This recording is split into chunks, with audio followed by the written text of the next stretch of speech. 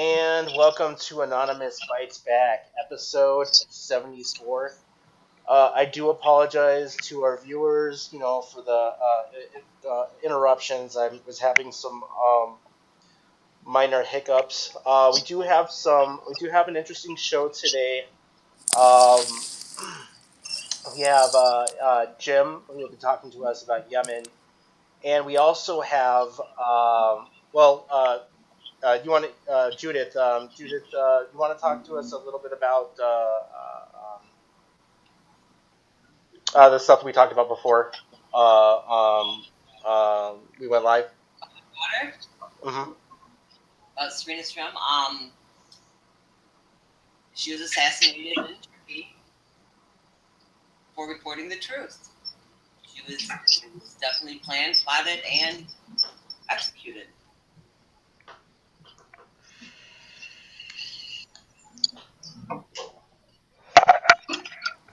Yeah, and she was a lot of our viewers are not you're really not aware of the whole situation, who she was, what happened. Um, uh, She was an American citizen. She was born and raised here, and she extended her education in Lebanon, and she became a journalist. She started off with her own show, Meet the Press, and then she started covering war zones. And she was in Iraq, she was in the Ukraine, she was in Syria, she was in Turkey. She spent a year undercover in Turkey prior to 2014.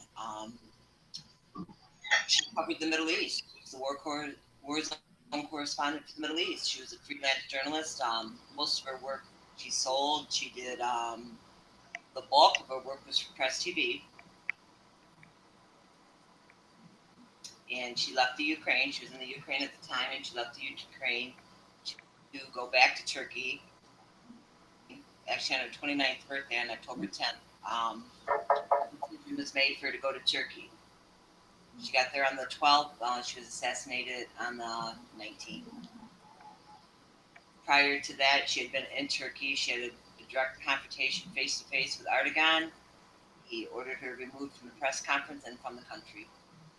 Yet she returned with no problems in 2014. She was threatened. She went live on air that she had been threatened. About an 8-hour time span elapsed, and she had settled down a little bit. We Skyped. She had moved hotels, and she said, "No, I'm good, Mom. Everything's good. I'm going back to Kobani." At the time, I didn't know she had planned on going on into Syria. Somehow, I let her convince me because obviously my first words were "Get the hell out of there," and I let her convince me that it was going to be okay. And they killed her the next day. yeah, yeah. I was gonna just talk a little bit about that. I mean, the story that I think the Turkish government was saying is that she was in a car accident, and then originally there was some confusion, right, about how or when she died, and then it was a car crash, and then later on she died in. They said it was a heart attack, but everybody else in the car only had broken noses. Correct? That's correct. That's what. Well, first of all, we need to back up. The driver of the car is Judy, which is my niece, which is my namesake, which nobody knew at the time. They thought it was Sassy's driver. They thought it was Sassy's camerawoman. They didn't know that it actually Judy was her cousin. So that was probably surprising after the fact when Judy actually got out of the country who she was. Judy was actually charged with murder. But yes, Turkey did put out that it was this horrific accident that she died in the accident, and then they put out that 30 minutes later of a heart attack in the hospital. She was taken to a hospital 2 hours and 41 minutes away from the scene, and Judy was taken to hospital 15 minutes away. Sassy was taken to a hospital that she had exposed that was giving free medical care to ISIS. She exposed in 2012 that Erdogan's daughter runs.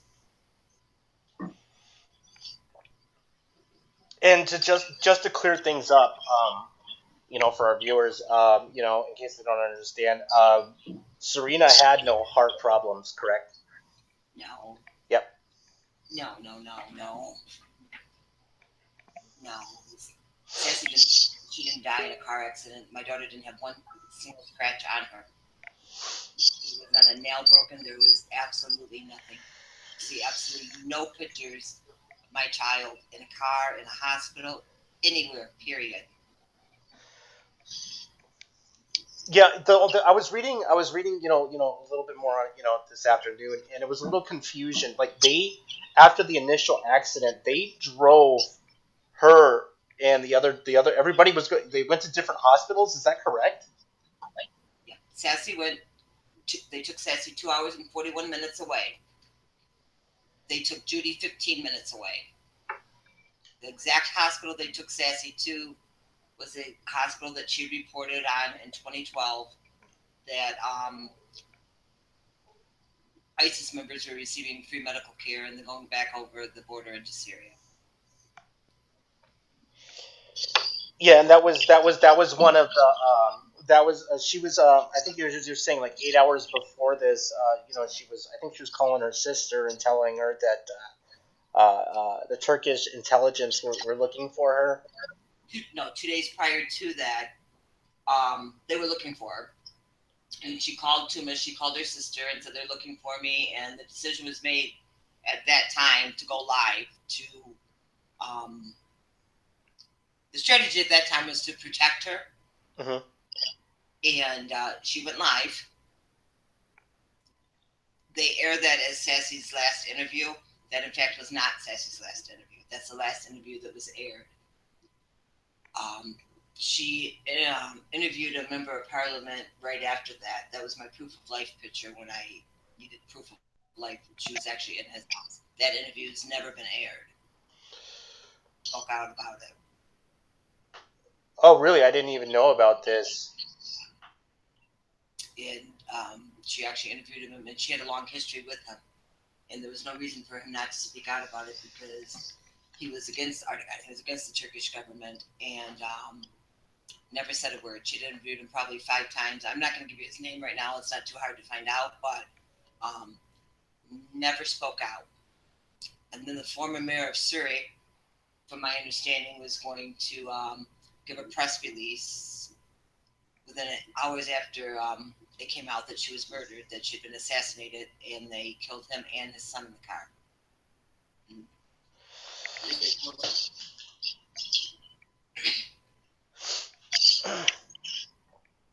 Now, the U.S. government, they did no investigation on this as well. It was a clear cut case as far as their stance on it was. I can't say what their stance on it is because their silence speaks volumes.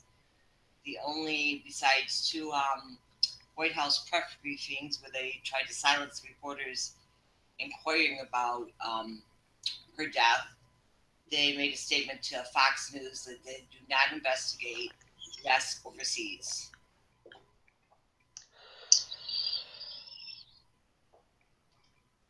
Yeah,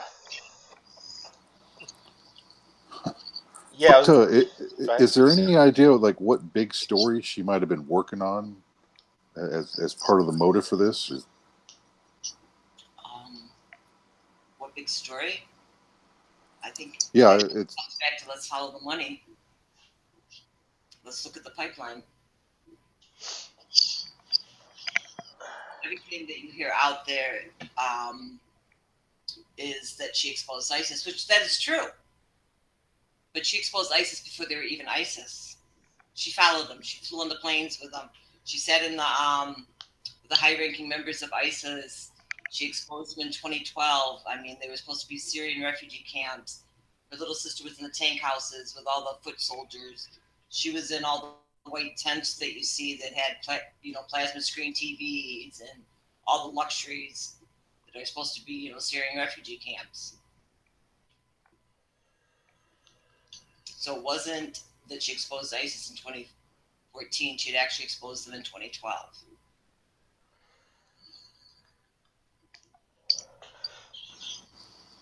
Yeah, and I believe she also had footage of, what was it that that they were coming over the border of the It, in the WFO, or the Wood World Food yeah. Organization trucks. I think that probably played a big factor in it. Um, she had that in 2012. That's where everybody's getting confused because she was the first reporter on the ground that actually got out with it in 2014, where it got attention, and then she was assassinated. In 2012, she's got a 2-hour show where she's actually underground and she's in the camps with them and everything. But that kept getting knocked off and knocked off.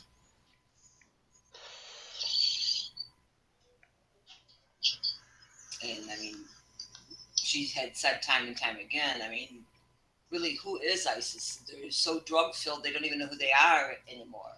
Yeah, I've heard of that. That there is a lot of drug use with this. They were using a drug that was um, particular with them. It was called carfenazine or something. It's some weird pill that they use to keep themselves up for days. They call it the fighter drug, is what they're coming out with now. Yeah. They're calling it the fighter drug right now. At the time, I don't know anything about that. I only know about that in respect that they just got caught for 37 tons of it. What I've actually read at that time that she was there, it was actually cocaine. Oh yeah, the stuff I was hearing about that though, the pill bust. This stuff um, uh, is like super meth or something. We're going back 5 years when she was, because her little sister was actually in the tank houses with the soldiers, while Sassy was with the high ranking members of ISIS. And at that time, they were doing cocaine. I mean, she didn't actually test it to verify that's what it was. But it was something. She said they were doing lines, Mom. uh, but yeah, maybe one of our viewers can answer this, but depending on what news source I view anything on ISIS about, one will call them ISIL and one will call them ISIS. Can anybody actually clear that up, or does anybody actually know the answer to that? The difference in Syria and ISIL is Iraq. Okay. There was no ISIS at the time, and I want to tell you the name in Arabic. I mean, um, Well, the L, yeah, the L is for Levant. It's more, like more of a region, part of Israel, that's what it is. Syria, You'll that know, region. you'll know ISIL when you're referring to Iraq, and you'll know ISIS when you're referring to Syria. Now, I mean, they've kept that name longer than any other name. But I remember when Sassy was in Iraq, and we first saw ISIL coming across, and I said, "Wow, who are they?" She said, "They don't even know who they are." And I jokingly said, "Well, can't they even afford matching uniforms before there was actually an ISIS?" And now look where we are 5 years later. I mean, ISIS is a household name.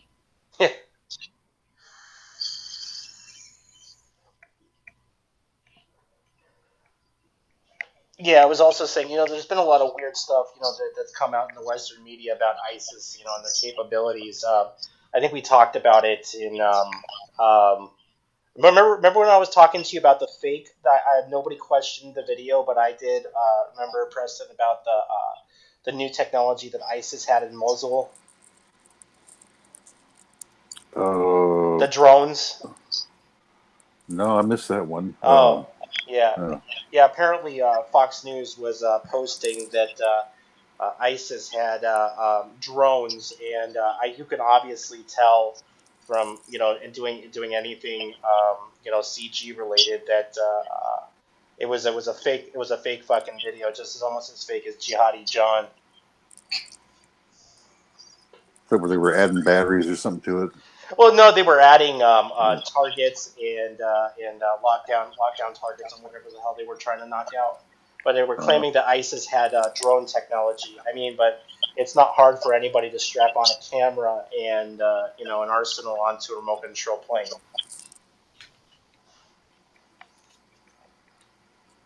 Yeah, more like they'd be giving them, if it was, it'd be some state giving them one rather than some they came up with. Yeah. Actually, around too many, a lot. She was around a lot of big stories here.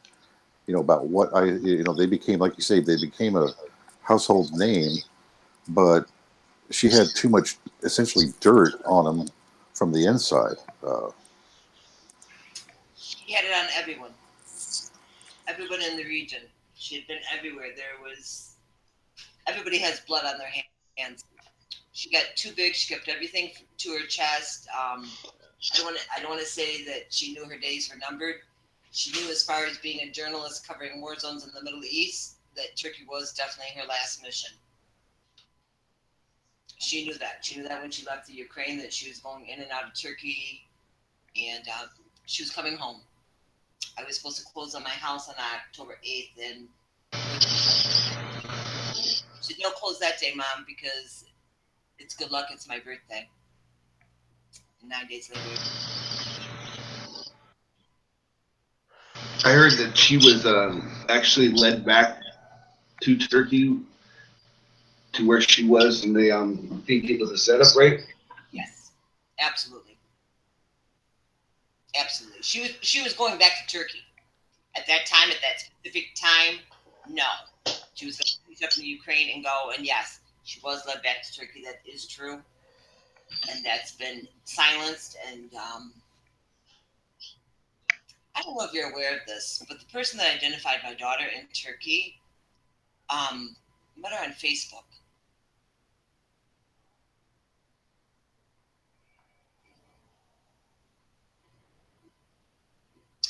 Leaves you speechless. Oh, yeah.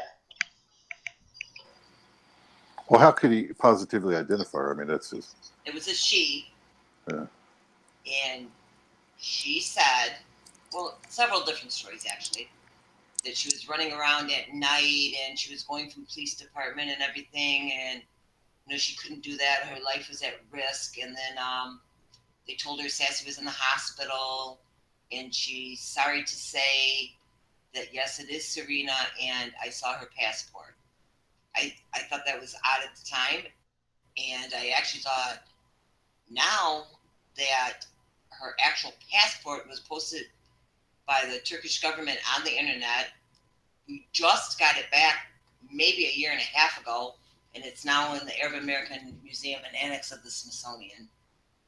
But they had kept Sassy's passport. When Sassy arrived in Beirut, we couldn't get Sassy because there was no paperwork, no passport of who she was. But the person that identified her said, yes, I'm so sorry, it is Serena, and I saw her passport. And just like Jackie Sutton, they posted her passport online as well. That's why I actually saw my daughter's passport. Googling my daughter, I looked and I saw her passport.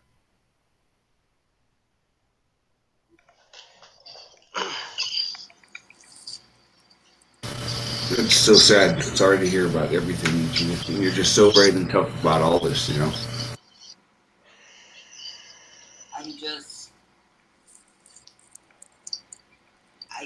I don't want to use the word ignorant. I can't think of a word. For lack of a better word, I just can't believe that people function when they're in a coma. How can you? And I'm not just talking about Sassy. I'm just talking about across all time zones. People don't see what's going on. I mean, journalists. Yeah, if they're living good, they're not going to complain. Most people, if they're content with everything, they don't complain until it affects their life. Well, you know what? They're coming for all of us sooner or later, one by one. Yeah, you can see it a little at a time. They're taking over. It goes from Palestine, then it goes all these little countries they don't tell you about. Africa, they take over resources, leave them dry, and then they act like they don't know what's going on. But you could tell, and they're taking little resource at a time here in the U.S. too. It's just you need to get every UN organization out of any country, I think, and every country would benefit being just sovereign and taking care of their own income and everything. Oh, do you think that's possible that they're going to allow that? The 1% is going to allow that to happen? No, they would never allow that to happen, but that'd be the best thing, best stuff for everybody. Yeah, but I just, it escapes me. How do people not understand? If we do not fight back now, we're not going to be able to fight back when they come for us, including me, a white woman.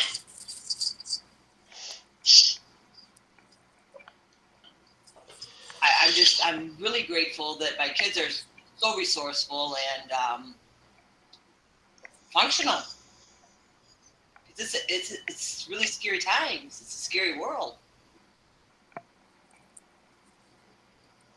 Yeah, we seem to be the last haven for anything for quite a while, but that's really slipped away. I mean, you see the same things going on here in America now that used to be just third worldish.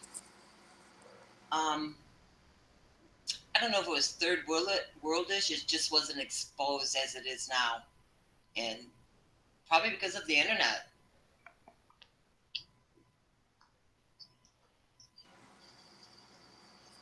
I mean, what do we think that makes us so much different? What did our sitting president, who did he just pardon?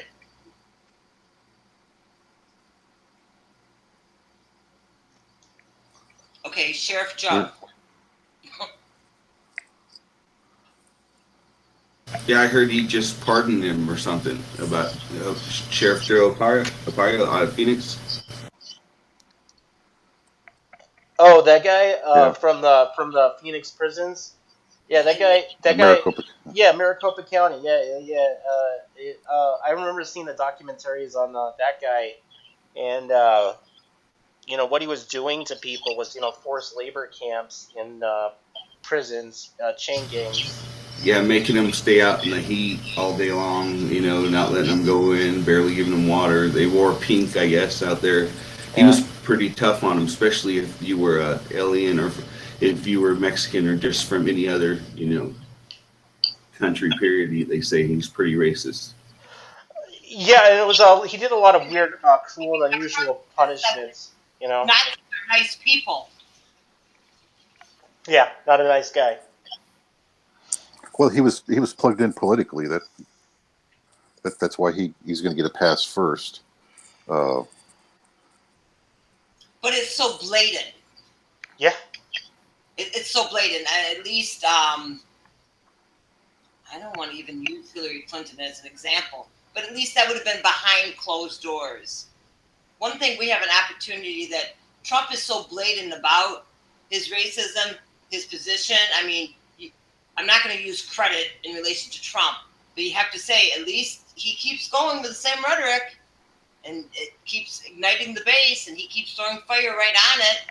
And you attack journalists more than you attack Nazis. I mean, my kid died for telling the truth. Journalists really, it's really valid that they should be scared. Yeah, there was even even when the president came in office, I think it was the first few weeks, he didn't like what a particular news site was saying about him, so we wouldn't allow them into the White House press conferences. So I haven't seen him like any journalist besides Fox News. I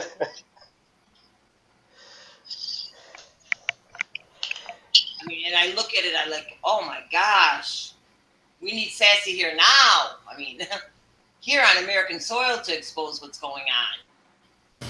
Amen. Well, yeah, I mean, there was that big, within the first, there's recently, there was that Saudi American arms deal that happened, and we know full damn well where those weapons are going to go and what they're going to do with them. Do we just turn a blind eye to what's going on in Yemen? Do we just turn a blind eye to everything? And we're even turning a blind eye to what's going on in our soil. Yeah, well, you got to have the numbers before you do anything, I guess. You're not going to just go out and try to stand on the corner and pick it by yourself. So it's hard to find people in the regions that you have to stand up before you could even start to make a change. But we have have to start, because the divide and conquer, we have it right now in the States, and it's all over the world. That's working. That's an old game. How is it still playing out so well? Well, it's sad when it's the same side playing both sides. You know what I mean? It seems like they always want to cause something to call out the National Guard, because it's just like, oh, that's Venezuela. Call it the National Guard every time they want people to protest. That's going to be here in the U.S. soon if we don't stop it before it happens. If they just let people keep protesting, they could have stopped all these protests before they even got up. You know, they said a lot of the people there, the cops said they were telling them to stand down and not letting them do their job anyway. Are you referring to Charlottesville? Yeah, that was you're referring to Charlottesville. You don't think that was so well calculated, the divide there? Yeah, I do. I think it was planned.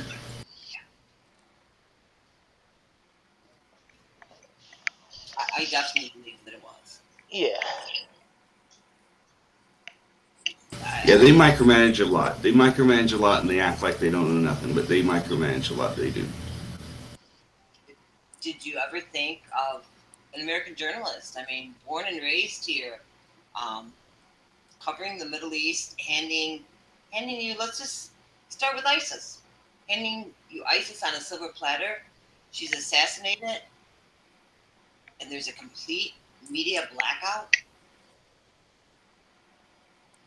Yeah, there's. I mean, there isn't, any,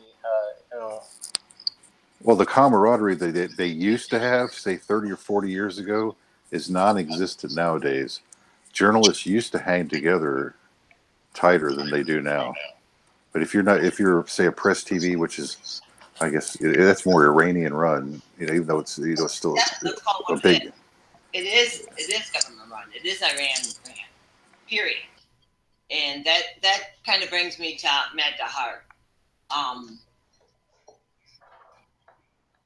They thought they were going to sweep Sassy's assassination under the rug because she was in Turkey working for Press TV. That didn't work. That was all they had to work with to silence it. And because of Anonymous, I have to say, it didn't work. They got the word out and got bigger and bigger, and now it's opening people's eyes. Now people are looking back in hindsight and saying, wow, this girl really did scoop the world on many different levels. Look where we are now. It's almost like she foretold the future. I mean, I can look back at her reports and say, hey, who is America to tell everybody you cannot have nuclear arms, but they can?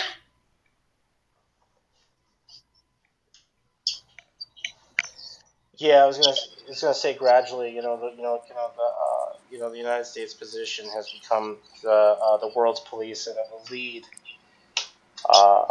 ultimately to its downfall.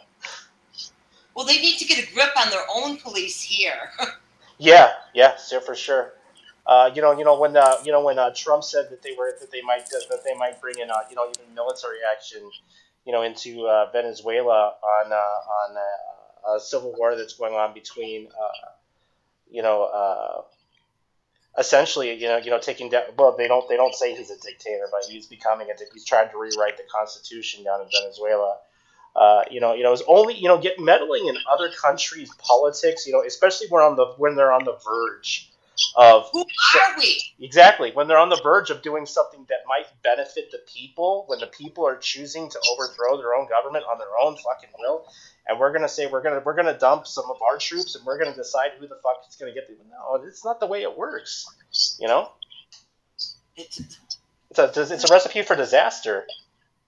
Yeah, how much resources do we have, and how much can we put out before we have nothing? Well, let's see. I'm from Detroit, and we still have no clean drinking water for our kids in Flint, Michigan.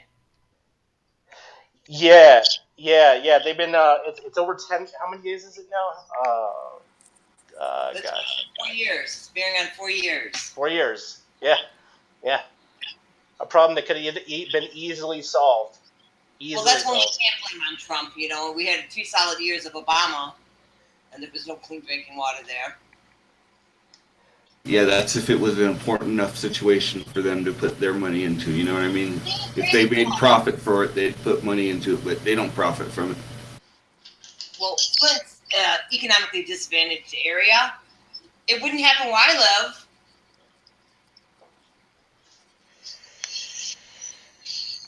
How can you possibly justify that? How could that possibly have gone on this long? Well, there was a lot of corruption on the local governments. And I was asking around to activists, that were, you know, I uh, live yeah, they were in there, and the water. yeah I the mean, I pe- live.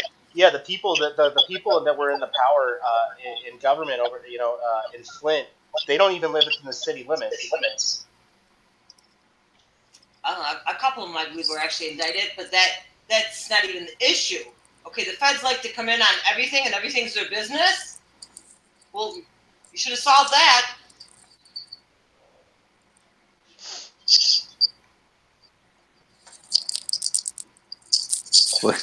It still doesn't make any sense. It's, all these other cities can run water systems, and Flint can't. Something's not right there. Sounds like It's not that somebody hard. just pissed off somebody, huh? Well, that's what they do in Yemen. They pissed off Saudi Arabia, so now they close every port. They don't let nothing through. So they're practically trying to starve the whole, country there. That's how they have control, and they'll try to do that if they have control over you. It's sad. And we allow it. We want to police the world. Why are we policing Saudi Arabia? I wouldn't allow it. I just think they would laugh at me if I went up to them and tried to arrest them. They probably, yeah, like you guys. You just need you need your armed services to support you. First of all, they have to be like, hopefully they're not corrupted. If they're led by corruption, or if they're totally corrupted, you have all these people that get in all their buddies, and you never know what kind of organizations are behind these things now.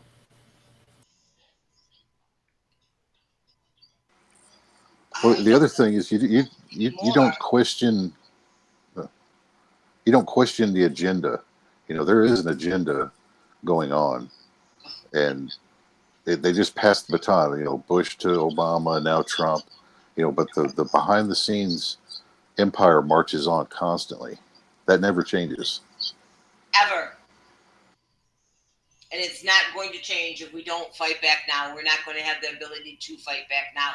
And they've instilled fear in so many people. Everything has become criminal except the nice Nazis, of course.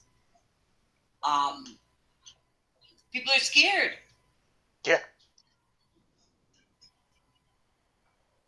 I mean, you don't think my daughter was scared? I mean, come on. You got a 29-year-old beautiful girl that has traveled throughout the world. I mean, both professionally and, she didn't have to work. A great lifestyle. And she lost her life really on the front lines, exposing the truth. And I get enraged when people just don't understand that she really sacrificed her life. She really knew what she was doing. And now she owns that truth, and you want to silence that? I agree with you totally. She was a very brave woman. Yeah, the other part of that would be, she was a little too maybe flamboyant, in the Islamic world for a female.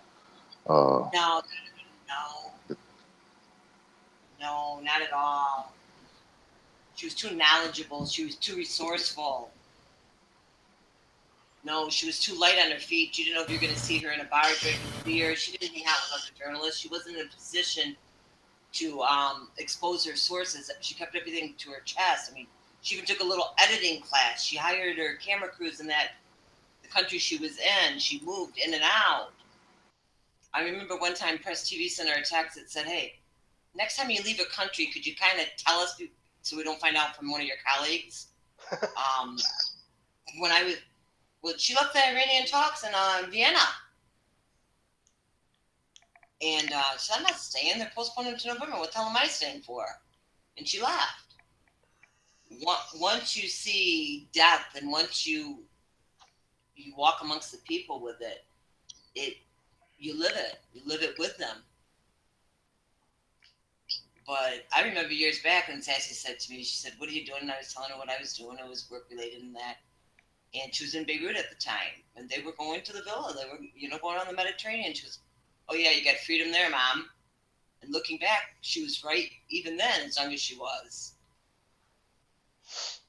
Well, it's just sad how they persecute women in the Middle East anyway. Well, they treat them a little different, especially in Saudi Arabia. I saw that they That's a different are story. harsh on them. Yeah.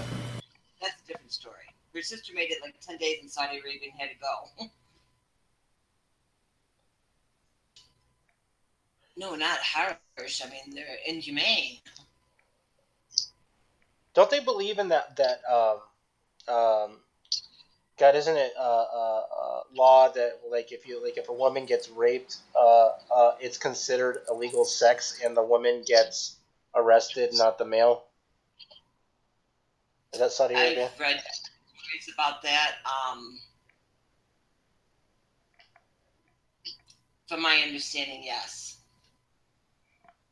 That's crazy. I also heard the oppression of women and the arranged marriages and women trying to leave and they can't leave. You're referring to Saudi Arabia, correct? Yeah, yeah, yeah. Okay. I've never been on the ground in Saudi Arabia, but I'll tell you about Lebanon. I'll tell you about Beirut. I'll tell you about 30 other countries. I have never been to a more geographically desired country in my life than Beirut. I've never seen more nightlife than Beirut. Yeah, two couples go out to dinner and you're in Beirut, it's $4,000.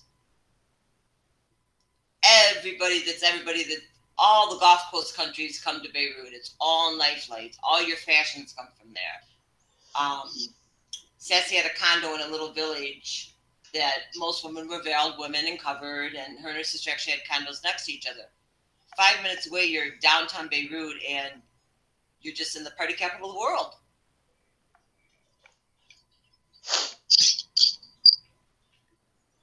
And you know that my children are Muslim, and that their village was actually a refugee camp, Kujabarj, a Palestinian refugee camp, and they loved Lebanon.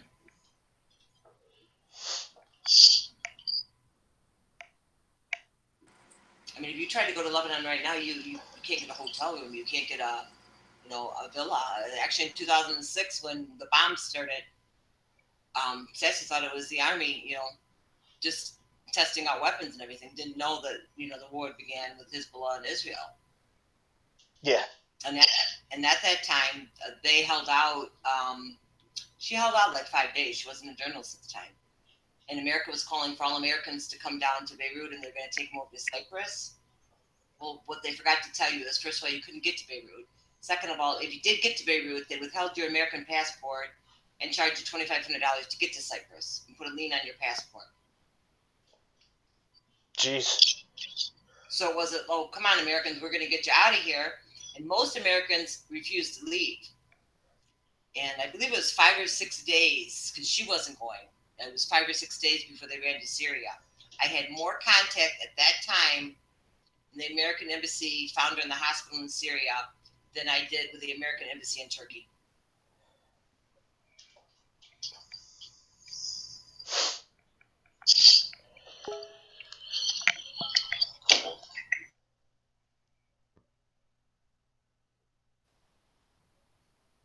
Oh, this just came in the chat room. There's a petition to launch a full investigation to the death of Serena Shim. They knocked every petition, probably we're at about 20 now. This is the 20th one? They knock every petition. We get absolutely nowhere. The only backing we've had, the only thing that we've had is anonymous. And like I had said before, there has been major outlets that want to do the story. I've been approached, not recently, because I think our position is very clear and how grateful we are to anonymous. That if I distance myself from anonymous, because Serena Shim is just another anonymous app. Yeah, we're really grateful for that too. Thank you. We are. There's, I can't. I'm not going to cry over anonymous right now, but there would be no hashtag Serena Shim if it was not for anonymous. You know what I'm wondering. Is it there has to be. I mean, if we're not going to rely on the government investigation, it might have to come down to people with some quote unquote technical abilities to you know what I'm saying, to open this up. I mean, CCTVs, databases, just even, you know what I mean. I'm sure you're familiar with Intel Group. Yeah, yeah.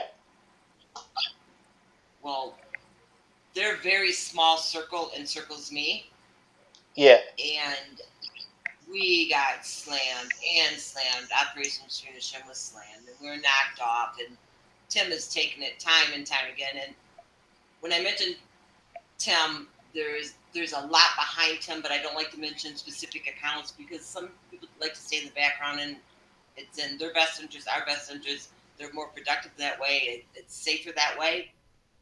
So it's not like I'm just singling out Tim. Gotcha. I say that collectively. And we couldn't get anywhere. I mean, tirelessly, night and day. And the Intel Group came in and they backed us up. They backed the op up and prevented us from being silenced. Because I personally know a lot of accounts that have they've really ran into some obstacles being involved in the operation itself.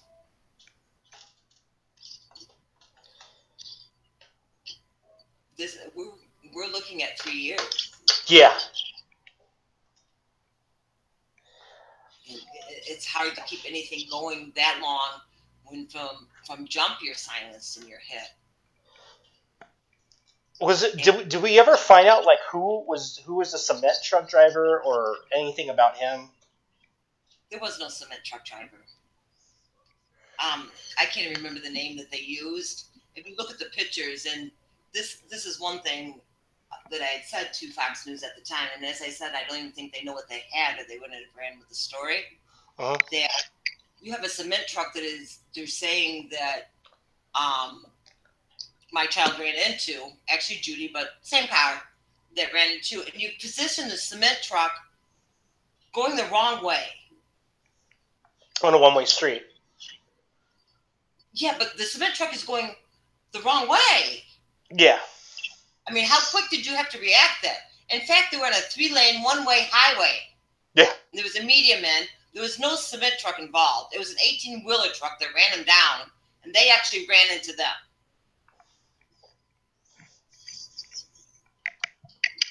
But how do you come out? How fast did you have to react and get that out there? You show cement truck going the wrong way? I don't know. Being in a driving position, it would take a driver, like a few seconds to realize, hey, I'm going the wrong direction. Turn around. There was no cement truck. Yeah. This is what the Turkish press put out, and when they put it out, they put out. They had They had a scripted story, but it didn't jive. They had to hit too fast. Versace was the biggest shipment that day on October 19th to date of oil with ISIS. Yeah, well, just taking her to a hospital that was 45 minutes away, other than one that was closer. First of all, just because, wasn't it Erdogan's daughter that was related to this other hospital that they took her to try to get information from her? I never say that because I can't put that in my mind. But yes, I can't go that with that. But you didn't take her 2 hours and 41 minutes away, and you took Judy 15 minutes away. And yeah, I don't even know why they split them up. They did it on purpose so that nobody knows what happened to Serena. Yeah, definitely. So there's no witnesses. Yep. And you're telling me that not one person took a picture of my child? Not one person in the hospital has ever leaked a picture. That the military shows up. There's no ambulance or anything. But Judy, who's the driver that suffers a broken nose from the airbag, and they've just lost Sassy, according to one story in the car.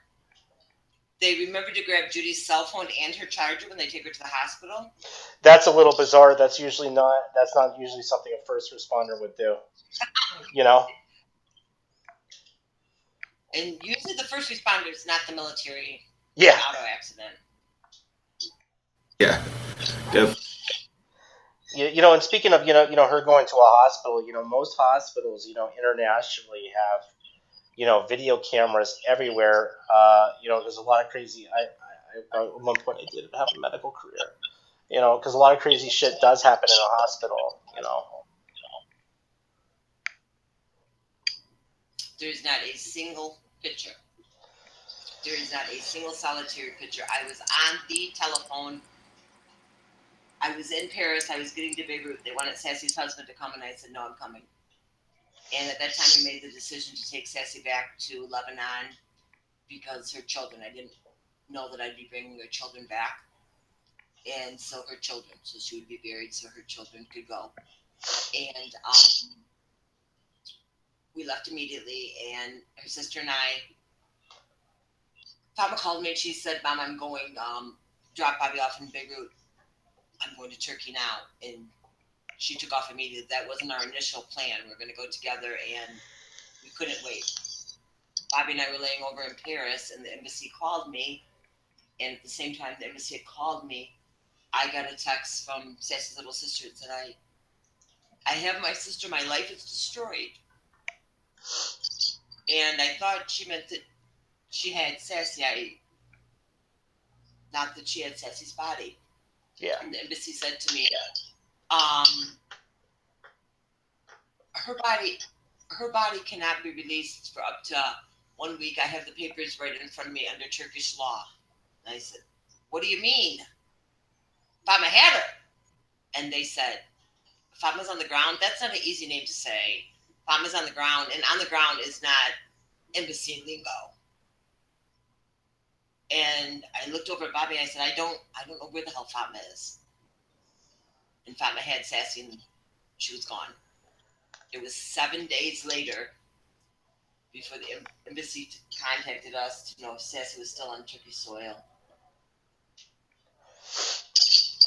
So I'm talking to the embassy. I'm speaking to the embassy, and they're telling me that Turkey, under Turkish law, they have 7 days, and they're going to do an autopsy. Sassy was already gone, and that goes back to when she got into Beirut. They had kept her passport in that. They didn't realize Sassy was in cargo, and there was another family behind us waiting. And then when you'll see a little bit of it on Press TV covered it at the time. You'll see a little bit of it, but that's nothing compared to whatever actually happened. And they took Judy by ambulance from the top, and Fatma came walking down, and I looked at her, and we just didn't speak. So I thought Sassy was still alive. And there's different how do I say this? There was different groups of people there, and they brought Sassy out and they put her in the ambulance, and then they wouldn't let us take her because there was no paperwork. They realized who she was, and they wouldn't let us take her. And I was standing there, and it just something clicked in my brain that she was still alive, and they were trying to take her back out. And I got in the back behind the ambulance, and I remember seeing machine guns and everything. And then her husband, I said, for him, grab him, and he grabbed the ambulance driver out. And I thought she was alive. I thought Fatma had snuck her out, and she was alive. The ambulance driver's out, and all hell broke loose. I mean, it was definitely time for war because we were taking her. And within a minute, a phone call was made, and they released her to us. At that time, I remember probably 70, 80 people came on, like mopeds, motorcycles, and that, because we were going to the morgue from the hospital Mhm. or from the airport, and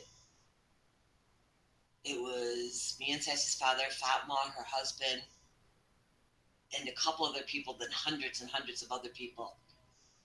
And I remember them saying only 2 can go. I thought, these people are crazy. Are you out of your mind? And we literally went down into the basement. They kept us waiting for like a half an hour. And they kept us waiting. And we walked in, and I looked up at Sassy's dad, and I said, "Is it her?" And he said, "Yeah." And I said, "Fatma, did you see your sister?" And we walked over, and they had glued Sassy's eyes open in Turkey. And she still had her makeup on. Every single hair was in place except one little tiny hair on her head.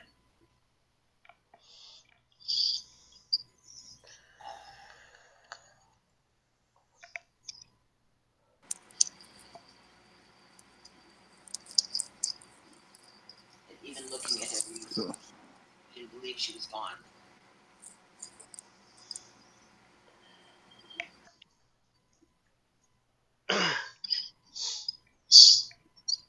And I don't know if you've seen the videos of the actual um, funeral in Lebanon. No, I did not. All the machine guns and that. I've never seen anything like it. Not for a president, not for anybody. I mean, just concrete flying off the building, so many machine guns going off. I mean, you couldn't move anywhere without banners completely covering Beirut with their.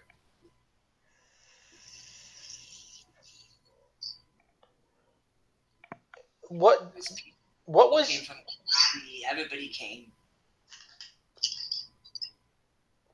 um what was Press TV's stance on all this? I'm not their biggest fan. I mean, then, now, in between, it's taken many different turns. Initially,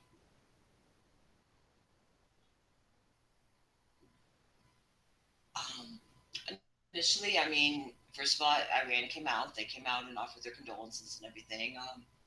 Press TV did, you know, they covered it. They were at all the services. They did all the appropriate things at the time. The first 4 days, things took a turn. Probably 4 days in, after Sassy was buried immediately the next day, but from actually losing her, they went silent.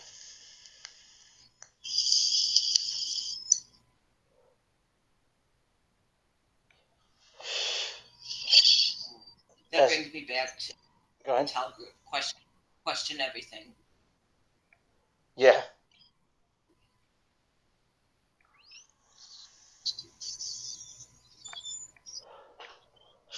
I mean, Sassy, I don't want to say she made Press TV, but no one had anybody like her. And sometimes relationships sour. Sometimes you have too much information. Sometimes you expose things that people don't want to expose. I can tell you that there is absolutely no government, no organization, period, that has given us any type of support besides Anonymous.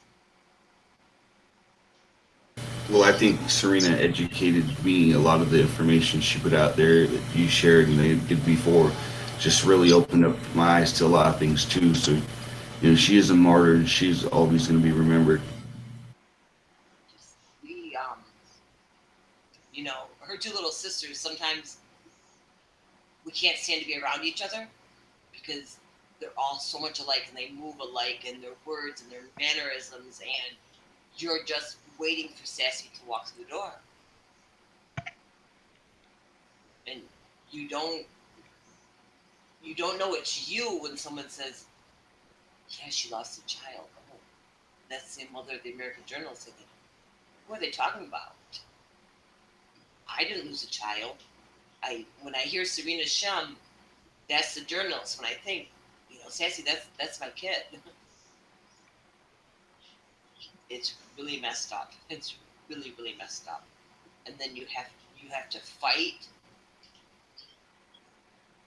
to expose the truth she died for. What you're fighting, not who killed her. I mean, come on, we're never gonna know that. We know that so many have blood on their hands. That what she exposed. We're just trying to get that out more. I mean, I've had many people ask me in real life, I can't believe you're still alive. And I kind of agree with them.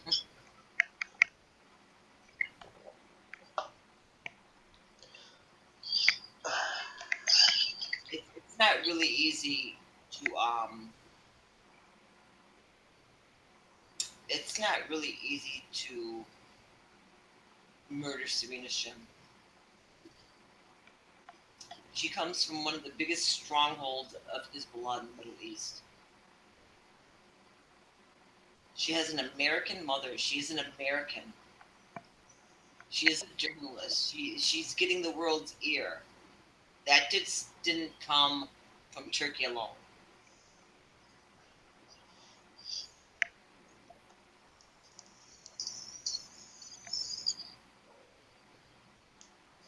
Oh my goodness. Okay, you want to know how she got her name Sassy? Yeah, yeah. Okay. I was pregnant with her. My mom was very sick. She was in the hospital. And Sassy gave me nothing but a hard time continuously when I was pregnant with her. And my mom named her Sassy. She used to kick me so hard, and they said that she was going to be mentally retarded. I would never make it to 27 weeks, and I shouldn't have her. And look what I got. In probably like 4 days prior to us losing her, we were talking, and she's like, "Talk to me, Mom. Tell me stories. Tell me stories." And I said, "Well, we were both supposed to be mentally retarded." And I was born at just under 6 months, 2 pounds, 2 ounces, the youngest baby to survive. And then, my first kid, we have Sassy. And she goes, "Well, that doctor was wrong." And I'm like, "Sassy, it was different doctors, 21 years apart, but okay, they were wrong." She was hilarious. She was, I mean, like when she was in the Ukraine, she was in the Ramada, and she was Skyping me, and she had like a white hoodie on, and she's on Skype, and she's like, "Gotta read you this." They put up under her door any dead bodies that you find, put in the elevator. She's like, "I just wanted to go to breakfast, and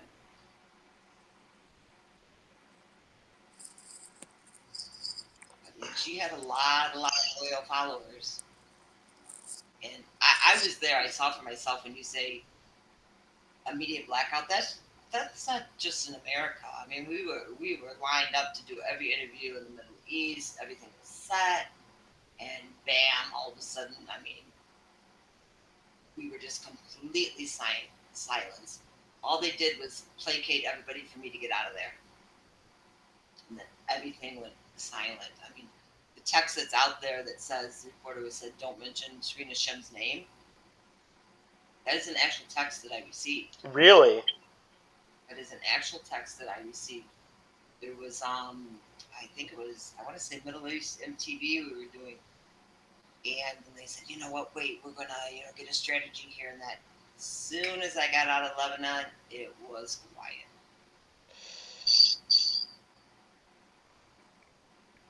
RT was the only one. Ashton was the only one that came out. George Galloway came out the next day, and Ashton and Sassy were friends, and she was supposed to be on his show on October 20th. And he was advertising and said, "Hey, we'll have the real news from Serena Shim." And she was actually murdered on the 19th.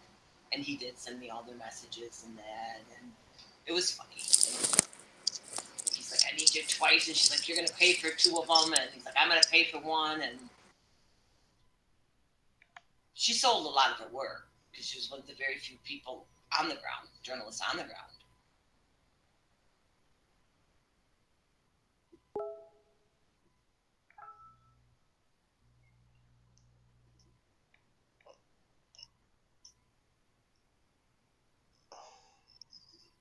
Oh, here are the text messages. I can see them.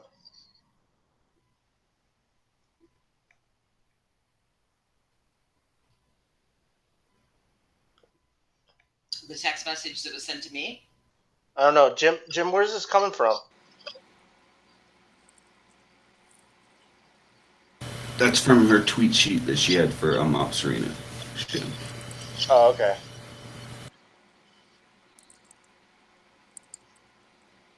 They said they gave me the topic of freedom, press, and Turkey, but I'm not allowed to mention Serena. I wish to die. Never face difficulties in I my. actually found out I wish to die. Yeah, that's an actual text that I received. And that same journalist that they told that to, she got on the live show, she mentioned Serena Shem. I never faced the difficulties in my job the way I am. I was hearing that Turkey has the most investigative journalists in prison. I believe it's actually Syria now at the time. Yes. Hey, not good. And we just silence our brightest and our bravest in one way or another. Whether we incarcerate them, whether we discredit them, whether we murder them.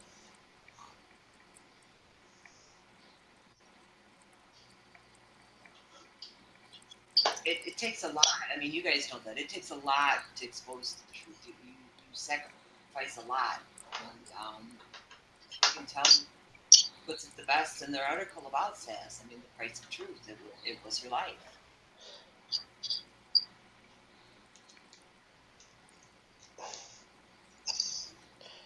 I was going to say, sometimes to spread light on something is not to go towards the proper channels of getting the information out. They don't want us to get the information. Yeah. They don't want us to do so much effort. I mean, I'm surrounded by people that are very resourceful, and for us to continuously being hit,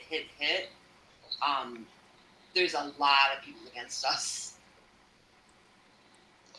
being heard. And 3 years later, for us to be growing and more to be exposed, and that really speaks volumes for Anonymous. I think it's all to you because you're the inspiration behind it all. With my last breath, and it's a pain you can't possibly imagine. It's at times it's unbearable, and then you try to I have children, I have grandchildren, I have a wonderful husband. They suffer the loss too, and then they suffer the loss again because they lose me, and then my husband he gets smacked again because you're watching your wife, and it's eating you alive. It's definitely test your mentality, I bet. I'm sorry, I didn't hear you. Said it'll definitely test your mentality. Something like that really, is hard to handle. You have someone you care about so much, Yeah, I do feel for you. That's why I'm there for you always. I was so pathetic on Twitter, and then Tim found me. He found me, and he just had so much passion and so much compassion, and then it just went from there. And for people to stick with us, and I have a lot of faith in that regard. That well, actually, she has taken. I don't know if I mentioned Sassy's been inducted into the Smithsonian Institute, the Arab Annex, Arab American Museum, and we're very thankful to them. And we kept that very quiet so the government couldn't come on, even though it's not supposed to be political, and stop that. So that's a lot. She took her place in history.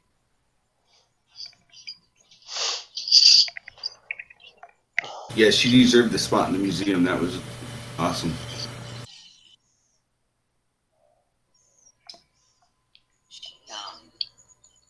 She was a human being. I mean, she was a daughter. She was a mother. She was a sister. She was a friend. She was hilarious. She was beautiful. She did what was inside of her, though. I can't say that I would have did that. She could have had a much easier life, but once you feel that, you guys know it. Once you feel that, and you have that drive for justice in you, there's not anything that's going to stop you. Yeah. Because my first initial reaction, when you hear that, Mitt's looking for your kid, I mean, it's scary. And how I let her convince me, no, it's okay, Mom, we've been through a lot. And I'm thinking, I listened to her. But they weren't going to let Sassy out. It didn't matter. If she ran right then, and she wasn't going to run.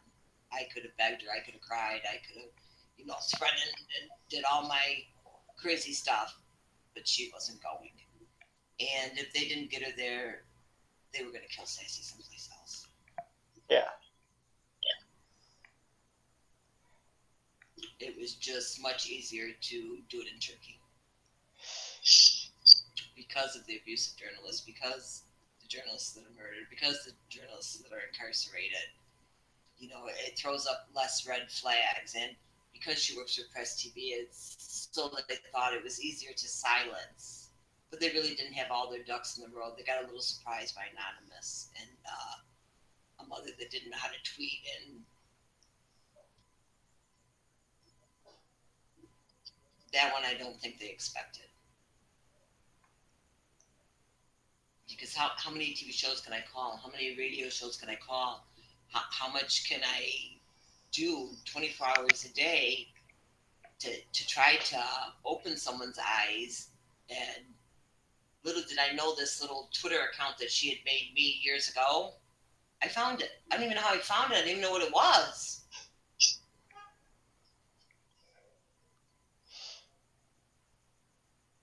Is that the one that you're currently using? Yeah. I didn't. And then I just changed some things on it, and I think I looked the other day. It was like in 2012 or something. Did you say that she made it for you before? I Yeah. think you said something about she made the Twitter account for you. Yeah, she was really into not Twitter. She was into Facebook because I don't even know what they do. They have that live stream on there and stuff. And her very first fan, I still talk to. Her very first fan, she had like I can't say cult, but her followers were very, very loyal. They depended on her for what was going on.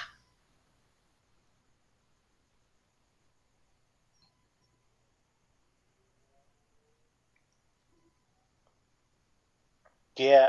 There was a website that was linked to that Twitter account. SharinaShims.news. Is that website down? It's never been up. Thank you very much, Tim. Oops. They haven't did it yet. I bought every domain, Baba Sheep, God Sees All, Erdogan Family Business Oil. They've all just expired, and I bought that one, and they never put it up for me. I know absolutely nothing about the computer. Oh, I thought it was running into like some sort of like. Well, I mean the domain is there, but it's Right. They just never developed it for me. But Anonymous Video, oh my gosh, they did such great work, and they just came out with another video on there, and they've got a website up.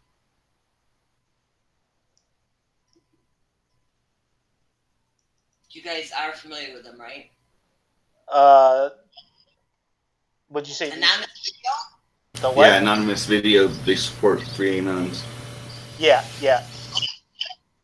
They support Ops Serena Shum in a big way. Yeah, Serena Sheen, always. They support free free Matt DeHart. They're very good. They have a lot of great info out there for them. They're a great help.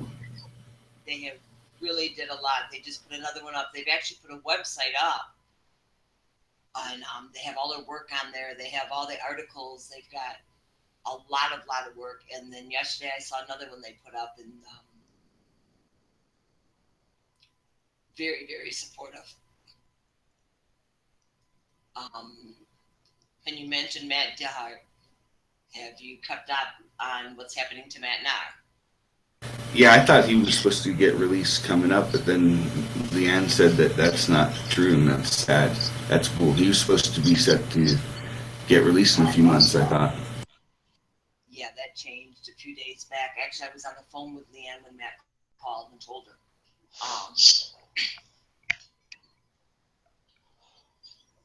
Yeah, and sometimes I sit and I thought, wow, if Matt and Sassy were together, they could really do some serious exposing. And then he's just a wonderful guy. His parents, amazing parents, and their faith gets them through. And yeah, they took 18 months away from Matt that he was supposed to get when he was incarcerated in Canada. So now they're saying he has to do 18 more months. In addition to, yeah, he's looking at like almost 3 years now.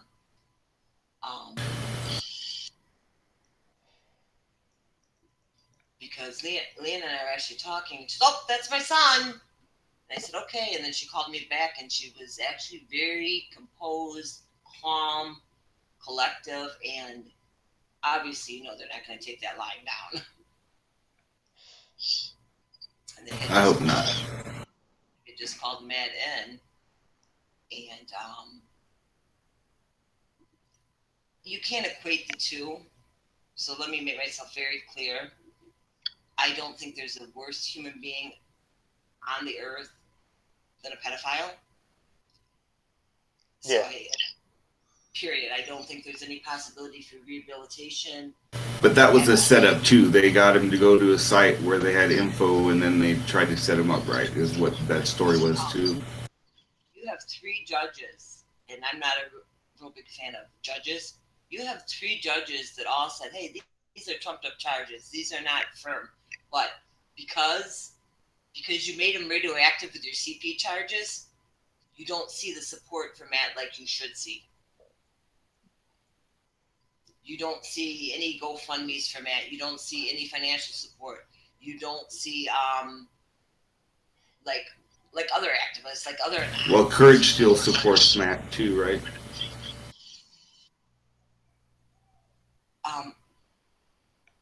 Yes, I'm going to say yes, but yes, as far as I know.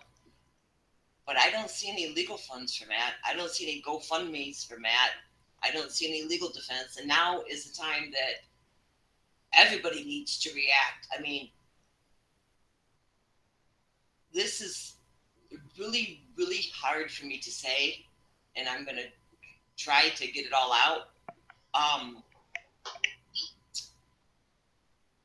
I think we all need to focus on Matt right now, because that should be our priority. This guy's taking more time. When is it going to stop with him? Because because you put these CP charges on them, and we all know that is very calculated to alienate him from any type of support anywhere. And now you just gave him more time. Where are the GoFundMe's? Where are the fundraisers? Somebody tell me how you do this. I mean,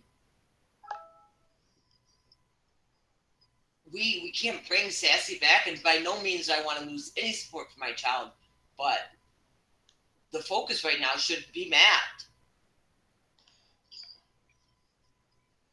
Can you imagine you're waiting for your son to come home, and you've been through everything that you've been through, and this is not parents crying, oh, these charges are trumped up. These are judges saying this. Yeah. This is Canada saying this. Hey, we don't believe it, but you know what?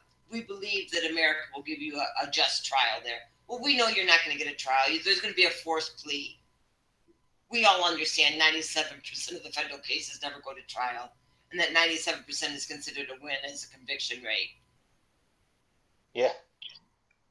This is, I mean, did you read when they were interrogating Matt and they said, do you remember the last thing you said to your father when you were seeking asylum? He said, yeah, Dad, I love you. God bless you.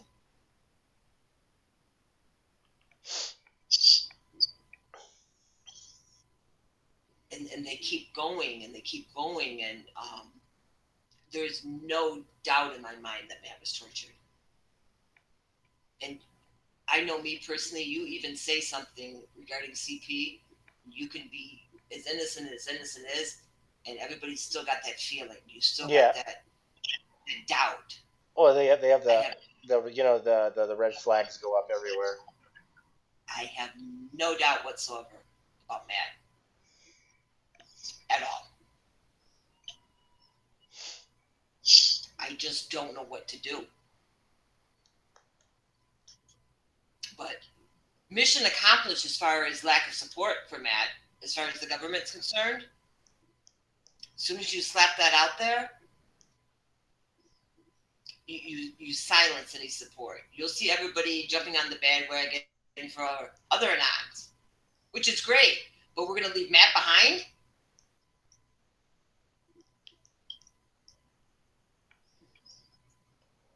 Yeah, Matt definitely deserves to be free too. I don't see how they just add that on at last, you know. Well, this is what transpired. When Matt was incarcerated in Canada, he was incarcerated for CP charges because he was seeking asylum in Canada, but he had outstanding charges here. So what they said is, we're going to give you this 18 months back because you were incarcerated in Canada for asylum. Well, we all know that my daughter didn't die in a car accident, and Matt was not in jail for asylum.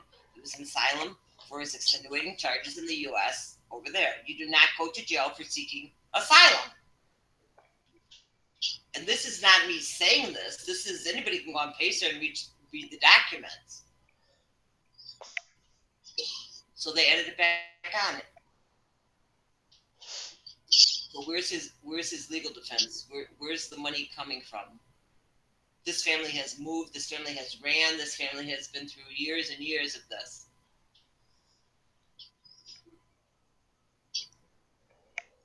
So we know it's illegal. We know that it's wrong. All the paperwork's there.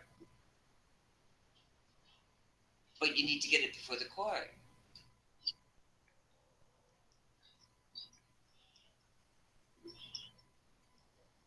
And so you can't equate the two, but Sassy worked for Press TV. Matt has CP charges.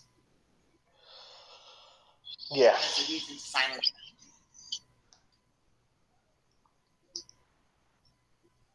Yeah. I don't know what I would do if it was my child. I have so much respect for his parents because I probably would have already been postal. And when you're trying to explain, like I'm trying to explain to you, and I'm telling the story about my daughter, and which I know are facts, and his parents are doing the same thing, but you're getting nowhere, and then how your kid's not coming home again? And sometimes I think people look at it, oh, Matt's only got another year. Oh, Matt's only got another 3 years. Are we forgetting 8 years? Are we forgetting what he's been through?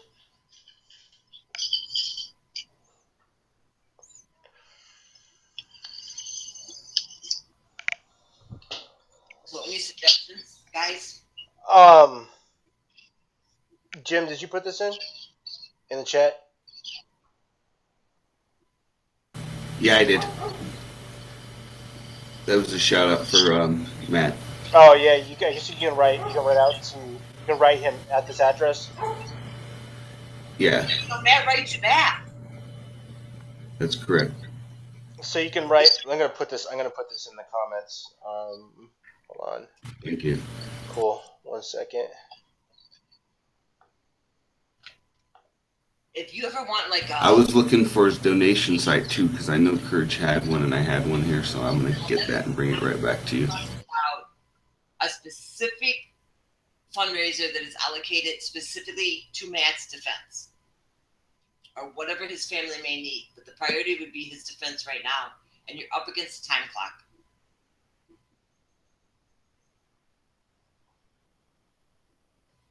I just saw something the other day, the defense fund for Marcus Hutchinson. What happened to Matt? And I'm all for support for anybody that needs it. But I see Matt being brushed under the rug because of the charges as the same thing that they tried to do with my daughter. Yeah. And I'm not saying this, I'm saying it as a mother, and I'm not saying it because this is information that I got from his mother. I went to Leanne. Leanne didn't come to me. I went to Leanne. And I read and I read and read. And you know how things just click in your mind? I'm like, no, it's just not adding up to me. It's just not adding up. And I don't know who's in Anonymous. I don't know what's going on. I don't know how it operates. And I'm looking at him like, this guy's getting slighted, and I'm reading what's going on here. And you can read the court document. Who the hell knows a federal judge to say, hey, the government doesn't have what they think they have here? Have you ever heard of that? And she said it. Yeah. I mean, this is in the transcripts.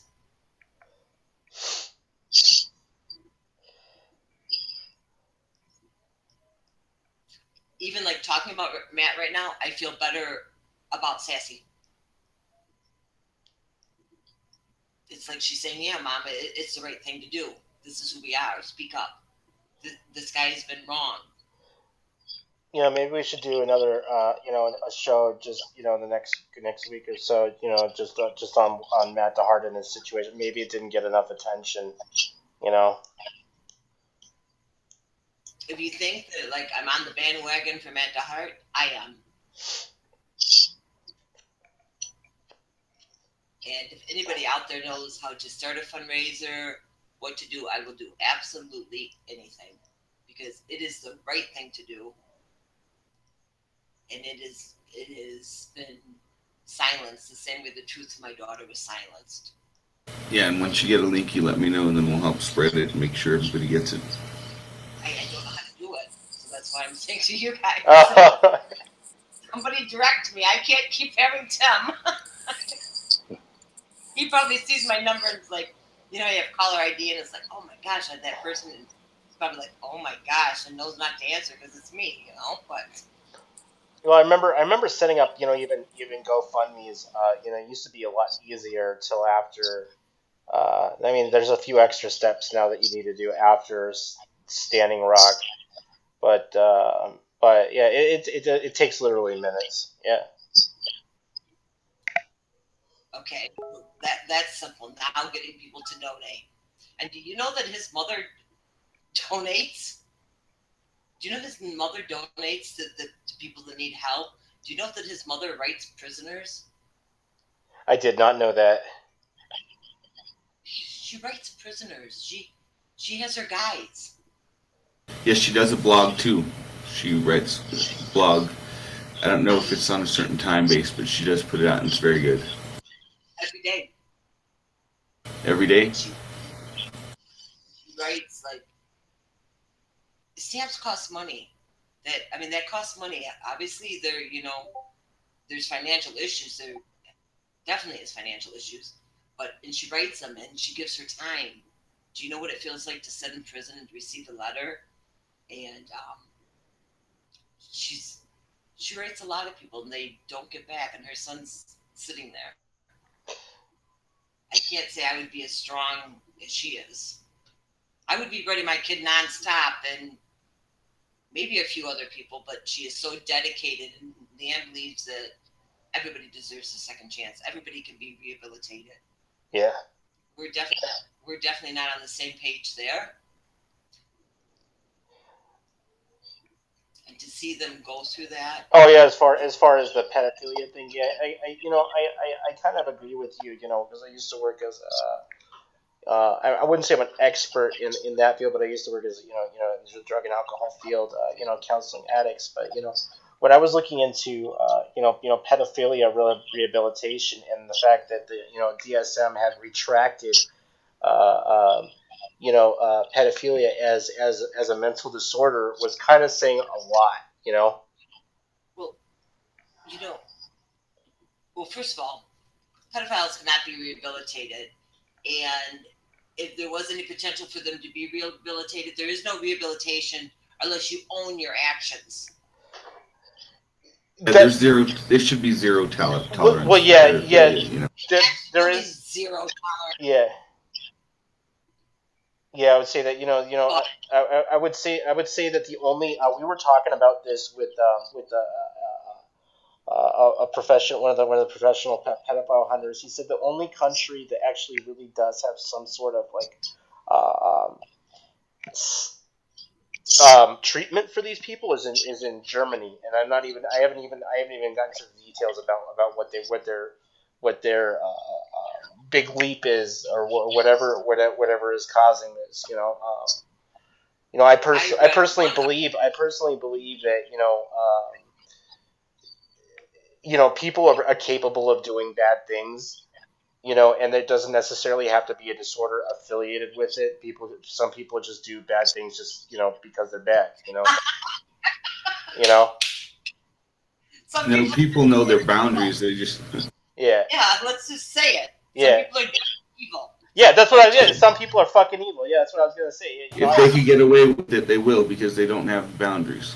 I mean, do I had some people come through my office that I know that are evil people, and they don't fit in the spectrum of any known disorder? Yeah, and do I personally say that but I have to write something on this fucking report to get them out of my office. gotcha. You know. I know one case from all the mental specialists I've spoke with. That I asked her, I said, have you ever known a pedophile to be rehabilitated? And she said, kind of. Because I've only had one in all my years that actually owned their actions and tried to control the urge. I just think once they're considered that, they shouldn't be able to be around kids. Period. They should have I like should be able to breathe. Well, they even there was a facility out in the West where they, because of the zoning rules affiliated with this. I'm not going to say what state it was. They had made a facility for these people, like a transfer facility out of doing prison sentence for pedophiles. And what I was hearing from the intel that I got back from this place is that these people, instead of going after children, they were doing the same thing that they were going to do to. They were just basically raping each other right there in the facility. You know. Oh. So I mean, I don't know what kind of rehabilitation you can kind of do and stuff like that. I mean, if you can go at the aspect that they're kind of hardwired into some pleasure factor or some weird shit like that, but I just think that they're just bad people doing bad things. I just agree with you. Yeah. And I don't think we need to say that. Well, obviously the wiring is off. I think it's insecurity. Maybe they can't just have a regular relationship like a regular person because they don't have no confidence or anything. And then there would be hope. I don't think there's hope for a pedophile. You know, it's I haven't heard of any real success stories, you know, but you know, then there are, you know, the people who go into the faith-based, you know, step-based program, which do have some success, but there's only like even a margin of 2 to 5% success rates in those. So I mean, like, unless they have a white light experience, I don't know what you can do, you know. But we know Matt DeHart was not even one anyway, so it's just Trump, you know. There were actually CP charges, a chat log that's never been proven or anything else, and you know the kid coincidentally got his house toilet papered, and one thing led to another, and I mean, it's hard for any judge to let alone a federal judge in America to say, no, I'm not believing this, what the government said here. So Matt kind of slipped through the cracks every which way, even by being incarcerated. Well, I've fought a major case, you know, when I was younger, fighting 13 years, and you know, they tend to, when you're detaining you, is to self-incriminate yourself, you know, and you know, generally, you know, when you don't have a good legal defense, you know, some or lawyer that's with you, you know, every step of the way, you know, to not say anything that's gonna damage you or something that could work out for your benefit later. You just cave in and cry for a plea deal, whatever. Just get me the fuck out of here. I don't want to fucking do this anymore. You know, regardless of what the charge, regardless of whether you're guilty or not. You know, I kind of did the same thing, but I don't. You know, I was guilty of a lot of the stuff, but I wasn't guilty of everything they were fucking shooting at me. You know. It's a forced plea. I mean, I can't. Anybody can look on Pacer. Anybody can pull up the transcripts, the court transcripts. Anybody can pull up the legal documents on any case. But the feds, you can fight state. You're not going to fight the feds, and that's 97% of your cases are forced plea. There's a whole lot difference in looking at 2 years and looking at 20 years. I mean, we all might think we're something and we're going to stand for what's right, and when it comes down to it, 2 years are going to be looking real good compared to 20. Yeah. Yeah. That's kind of what happened in my case. Is they gave me an option. They said, hey, if you take the charges for this guy, this guy, and this guy, and this guy, and you plead to these charges, then we'll give you 2 years. And that's what I did. You know. You have. I'm not saying you have to, but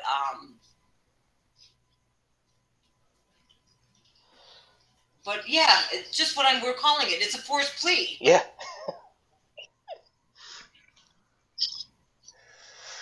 I didn't just jump on and say, because it's with those charges, and especially somebody like me, I have 3 daughters, and I am open-minded enough. I'm not going to make no apologies, no excuses, nothing. I don't think pedophiles can be rehabilitated, just hands down. Let's just say it how I feel. Amen. I agree. I researched Matt's case. I looked. It piqued my interest. And this is nothing coming from his mom. Yes, his mom and I are friends. Yes, I did go to her because I was seeing it. And so I question everything. I look and I research, and it's not. There's no doubt in my mind.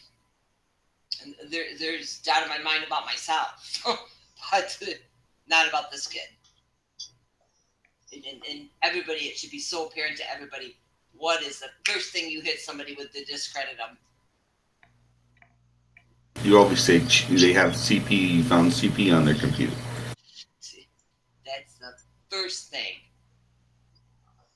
And I stay away from it personally. It's just, you see people all the time because, on Twitter, you have the Op ISIS and all them, which constantly report CP or this other material, but they get reported themselves and then they get suspended because they're reporting this. So it's like a double-edged knife for them. how about the school teacher that I just read the case probably about a year ago. Girl's 16, 17 years old, sent him a picture. He deleted his phone. He didn't say anything. He didn't report her, which in hindsight he wish he would. A year or two after the fact, she comes back and his phone. She sent him the picture. And you still got it. Could you control that? And these days, like I said, I'm not into the computer thing, but they send inappropriate pictures, just like they're saying hi.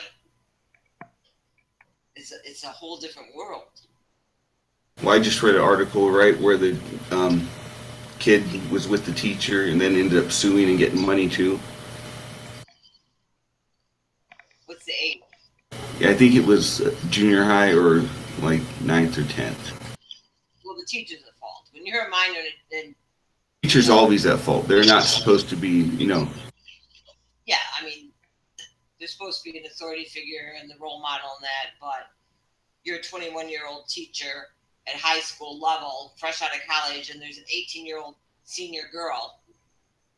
That's a whole different ballgame than a teacher and a minor in junior high. Yeah, definitely. But they blow that out of proportion too, because they'll make a bigger thing out of that than they would something where it was actually a violent crime.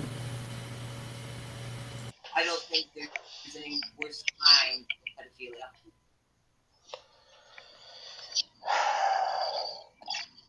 A child is victimized forever. Yeah. I mean, there's a whole process where they groom the children, and let's get back to Matt and some trumped up CP charges. Because did you know that what is it, Operation Death Eaters?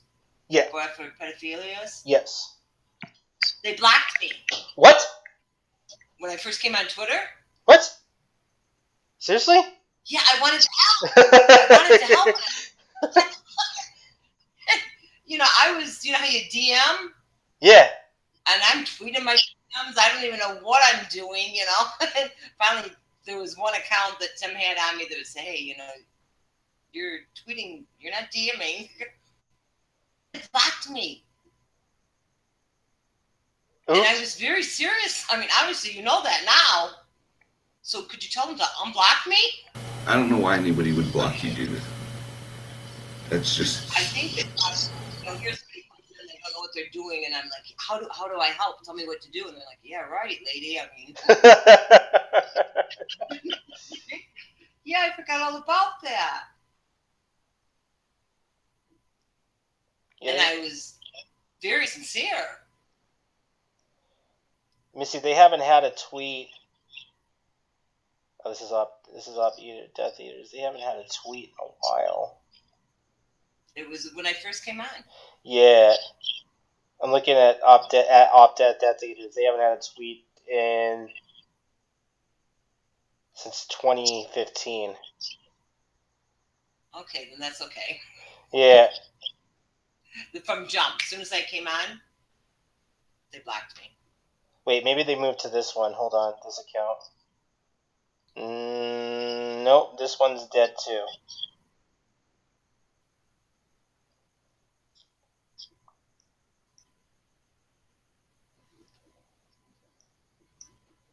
Well, there's more. There's more than just Death Eaters. That go after after pedophiles. Just several. There's several of them.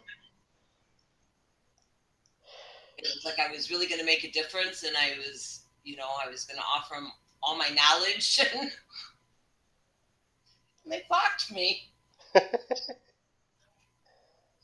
Oh, wait. Here we go. I'm reading this.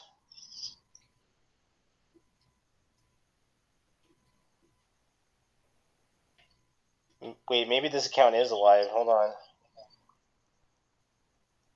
Yeah, 7, 10, 17, 8, 8, 13, 17. They are still alive. Okay.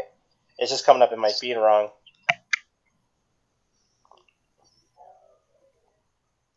Okay.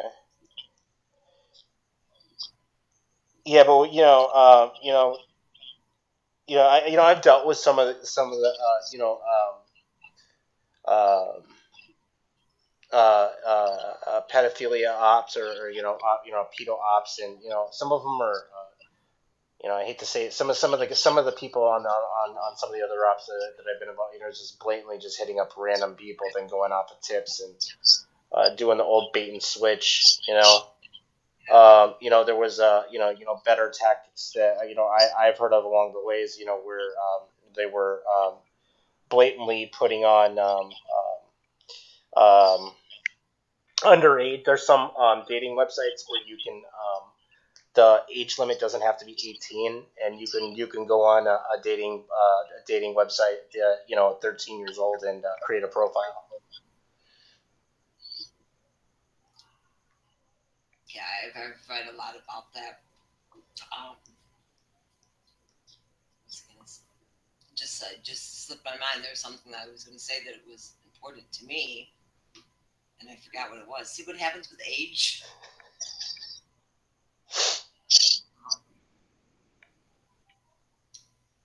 I completely escapes me. Oh, back to the GoFundMe account.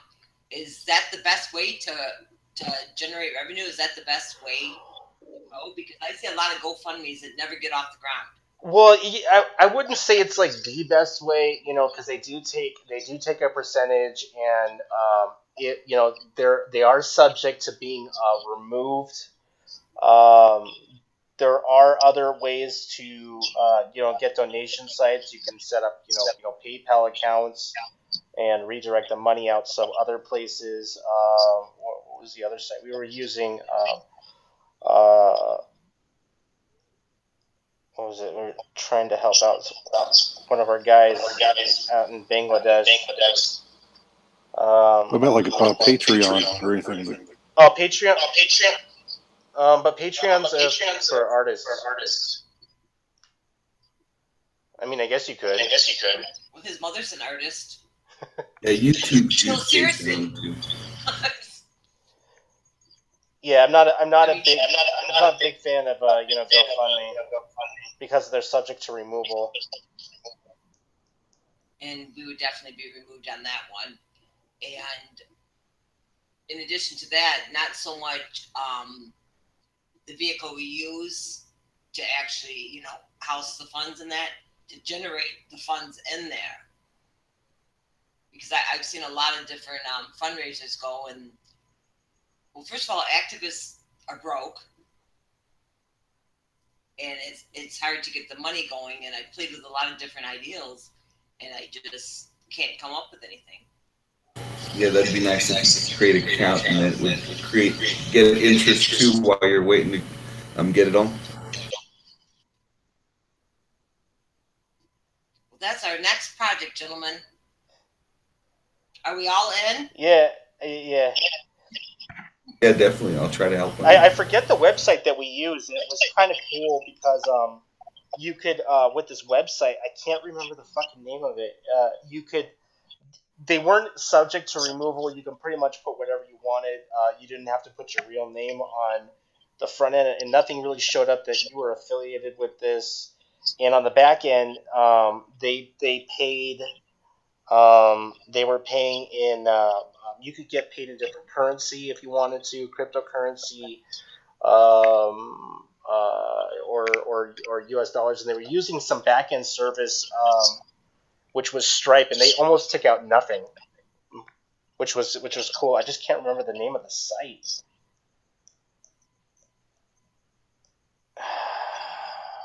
You don't have to come up with Oh, it.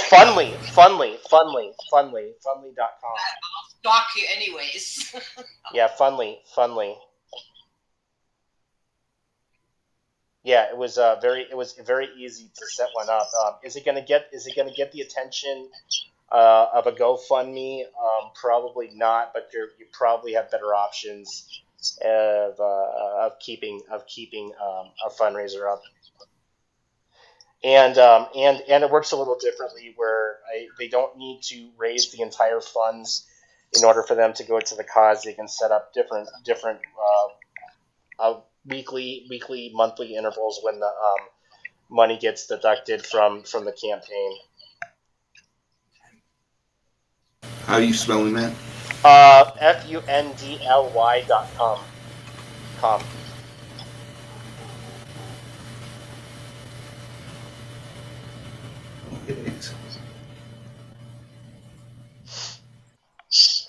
I never knew about like GoFundMe accounts, or I knew about fundraisers. I knew how to donate back in the day, more so politically. And I remember that I looked, I think it was on Facebook, and there was a GoFundMe account for my daughter, and I was absolutely livid. This lady had set this up. I thought, who are you to set this up? I'll take care of my grandchildren. And at that time, it really offended me. Like, why would you set this up? Why would you take that liberty? Now, 3 years later, I understand it more so that, legal fees come into play and people are absolutely devastated. I mean, my daughter didn't come out of Turkey for free. Yeah. And that didn't happen for free. It didn't happen by just chance. I mean, thank you God that it happened, no matter how it happened. But then I looked at back to Matt's parents. You have Matt, you have his two parents that they've worked their entire life. They've lost every single thing they have to defend their son. They live in a hotel room, and there's no type of fundraiser set up for them. Leanne budgets to buy stamps to write people letters in prison. These are well-educated people. I mean, let alone the heartbreak of what they're going through with their only child. Yeah.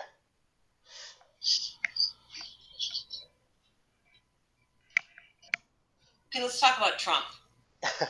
Okay. You want me to tell you about the youngest activist in my family? Sure. Bob? Okay. I tried to get her to go to Resmi O'Day was forced into forced plea. They just deported her. She took the forced plea. She was deported last week. They did it here at the federal courthouse in Detroit. We're gonna go down, but it was raining. I have some health issues. We didn't go. So Bobby and I are laying, and Trump's on the TV. She said, I want to go to a protest. I said, you just don't go to a protest for the sake of going to the protest. You have to be for or against what's going on. So what protest would you like to go to? And she pointed to the TV. She goes, that one, pointing to Trump. Like, okay, you are my kid. All right, But, yeah. All of my children are like that.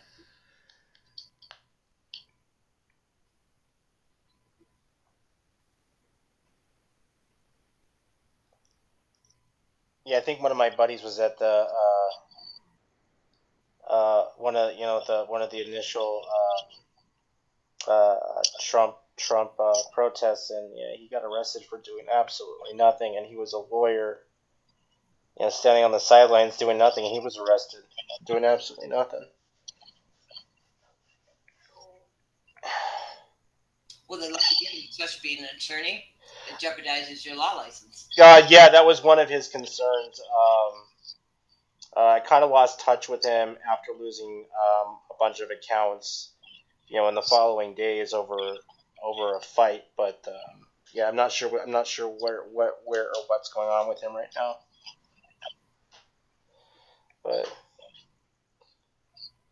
Do you know any brilliant attorneys? what? Do you know any brilliant attorneys? Yes, I do. Jay Lederman does federal cases. He's out in Ventura. He was Barrett Brown's lawyer. Yeah, I'm familiar with him. Yeah. He's actually really cool. I like Stanley Cohen. I really would like to see him get back. I like Stanley. He enjoys pushing my buttons. Yeah, he was one of the he was telling us to fight the system, and I was just like like is this an attorney talking? Is he? He's Who? oh Jay. Oh, Jay. Okay. Yeah. Just like what you do for a living doesn't validate your self-worth. Like, I don't walk up and say, and I see, I don't know why doctors and attorneys feel that they need to do this. Hi, I'm Judy Poe, and I'm an attorney. Hi, I'm Judy Poe, I'm a doctor. I don't walk up and say, oh gosh, hi, I'm Judy Poe, I'm an architectural restoration expert. But for some reason, doctors and attorneys, don't you find they have to identify what they do for a living with who they are? Or people that money validates their self-worth. Yeah. I had a girlfriend. She was a brilliant attorney at her time, and she would always say her name and say, "I'm an attorney." And I'm like, "Do I say hi? I'm Judy Poe. I'm a hillbilly. I mean, what does that mean?" Well, a lot of people, I forget what we were talking about this. Was it in one of our training classes? Is a lot of people define who they are by the profession that they do, and that's not who they are. Yeah, that's what I was saying. You just put it much better. Yeah.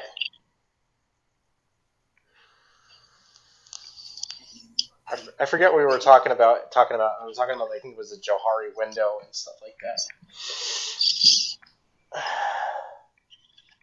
We all do what we do to make a living, and because some of us are better educated or make more money or whatever the case may be, that does not make us a better person. No, it definitely doesn't. No. Put us on a different level. I mean, we're all on the same playing field. You could be the best doctor in the world and still go home and be a piece of crap or a deadbeat dad. Yeah. And that's very common, actually. Yeah.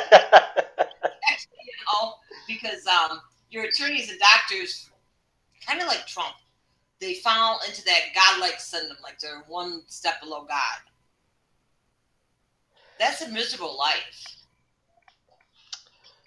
Because where are you going from there if you're just one step below God? You're not. I mean, no, I just thought about that. That's the first time I looked at it that way. You're not going any higher up. So there's only one other option. I don't know. I've always had my theories, about Trump. Like he's like I would say, completely incompetent in the position that he is in, and the fact that his own wife won't even live in the same office or same house that he's in is saying a lot. Well, now we can analyze the man's personal life, which I doubt that he has one. That would really be a struggle for, I think. Yeah. I'm just saying. I mean, I don't have any inside information by any means. That's just a guess out there. Yeah.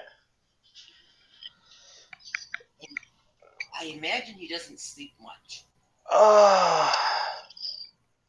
That adrenaline rush that he has going, that he just got to have that chaos going, and he's got to just keep creating that divide. And I mean, I'm talking about me speaking. This is me speaking. Oh, that's wonderful. We're seeing that, Yeah, and he speaks. He sounds like a fucking idiot. Right? He got away from Bigly, Disastrous. I can't remember the third one. I don't know. I think he gets seen a lot about though, because everywhere he goes, he has to make a big comment or a nice comment about him, and then somewhere else he's dogging him, or usually he's dogged him a year before he was even there. Automatically, wherever he goes, they're his new best friend, and it's so short-lived. It's like kids in the playground, Yeah, he's like, 1 week he'll be talking this position, and then the next week, he's going off script and he's talking about a bunch of crazy shit. Like last week. And Phoenix? Yeah. Oh my God, was that something to watch? Fucking, like one of my friends said something, and she's in recovery, and I kind of spot it. She goes, he's got a pretty pasty mouth, and I'm like, well, what are you saying? I'm like, well, if he ain't on uppers, he's taking something pharmaceutical. I'm like, you might be right.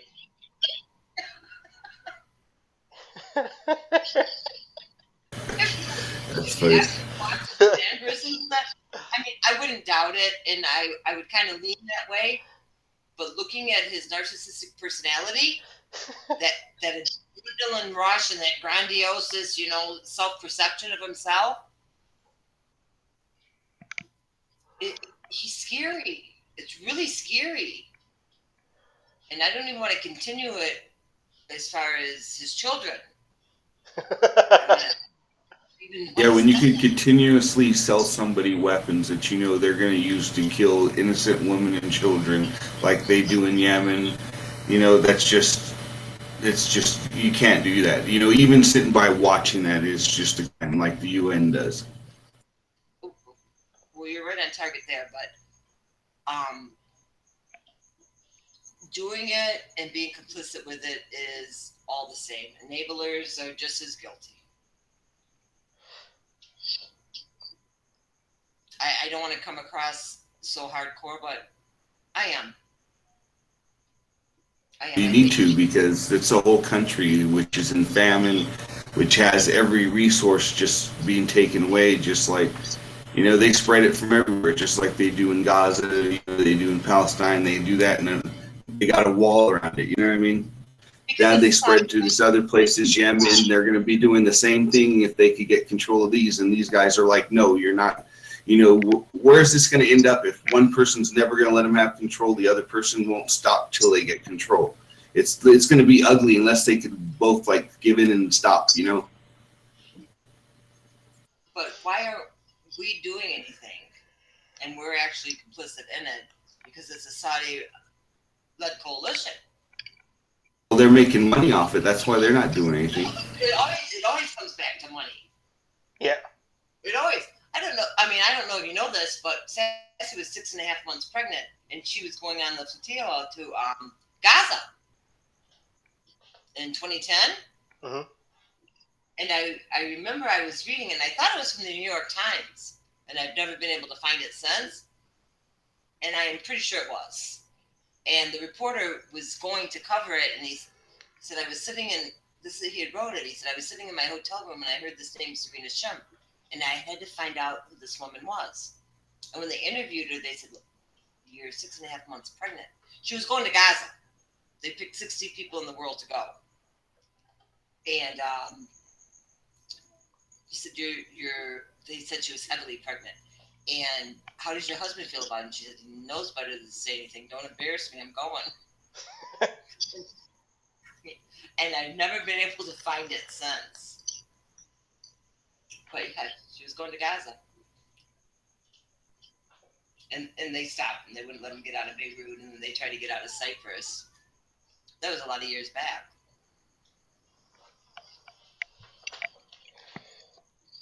I know. Well, on that, there's Turkey's supposed to have an electricity boat, which is just in reach. I don't know if they act like they're helping. Why don't they just just finish doing it? Or they're friends with Israel. Israel won't let them port anywhere near Gaza so they could hook up to this boat. So it's just a shame that they limit these guys to 2 to 4 hours in Gaza.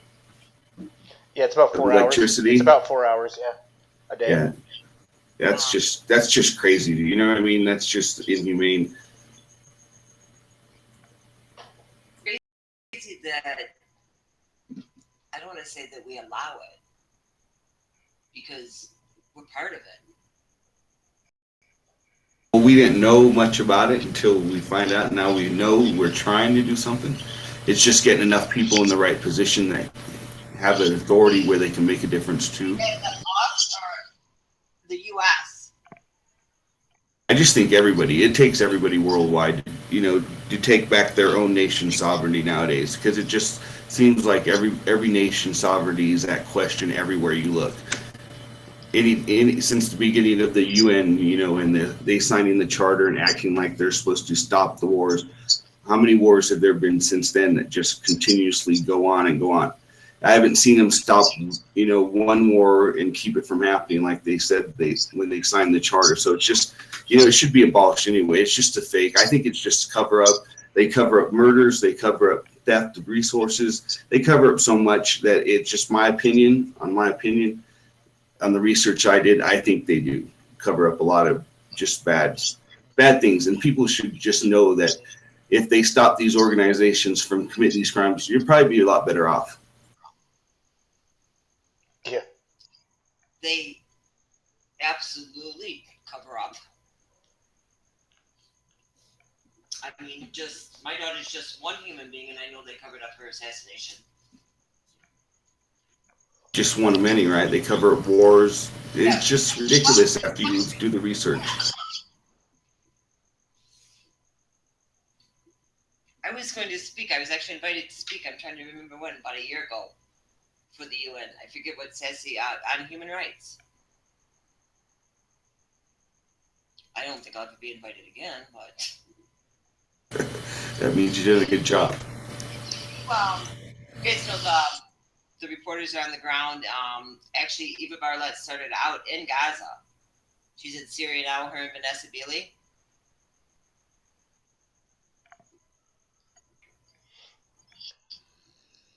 Have you guys ever read any of their work?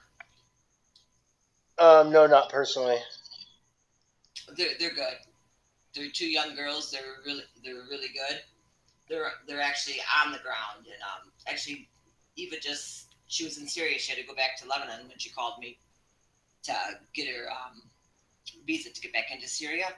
That the Muslim Brotherhood has publicly threatened them and called out for them, both of them, to hang these girls, and no one says anything. These are journalists.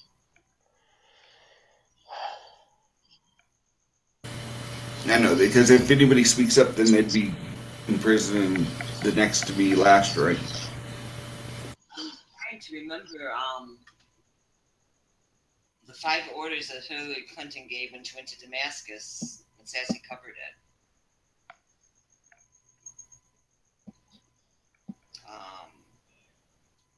I can't remember what it was.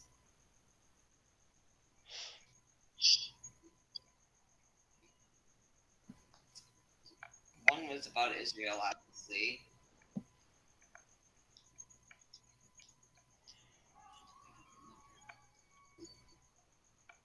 Oh, here, I'll tell you. When Hillary Clinton went to Damascus, she gave a lot of regulations that Bashar al-Assad would not agree with.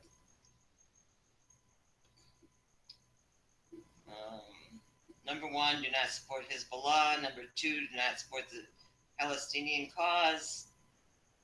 Okay, back to number 1. I work off of screenshots. End all relationships with Iran. Number 4, allow the Muslim Brotherhood to take part in the Syrian government. Oh, I'm on number 4 again. Sorry, guys. Peace with Israel. Bashar al-Assad did not agree with it. That's my daughter's reporting. That's when she was on the ground in Syria when Hillary Clinton went into Damascus.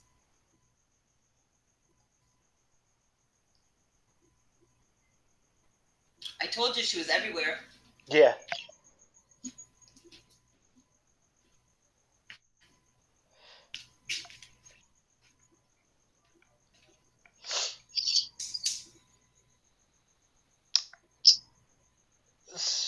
Speaking of Death Eaters, wow.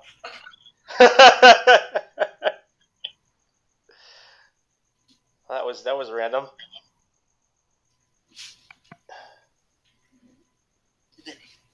There's a chat here? No. I guess one of the I'm not gonna say who they are, but they just started following me. I know who this guy is. Maybe they were watching. Don't give them that. Just watch me. I had some idiot tweet me today, and I miss half the tweets than that. And I catch this one. It's like, why are you whining because there's no water in Flint? You didn't whine when Obama was in office. I'm like, oh my God, really? Why am I whining? What are you, a Trump supporter? You think I'm whining about no clean drinking water in Flint for the kids? With Trump, I'm like, wow. Does he really have like a crazy base? Yeah. Remember when they were talking to him? They were talking to him about the protests in Standing Rock, and he said he never heard of it, or he didn't hear any opposition to what was going on in there. And I was just like, what planet does he live on? Did you hear when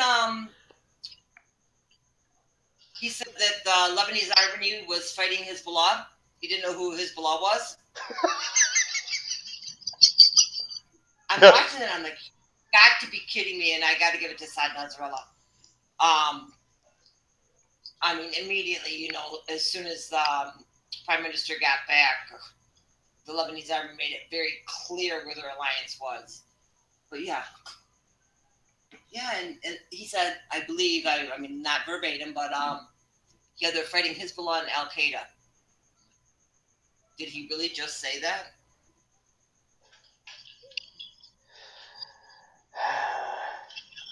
I'm gonna pull this one up for you.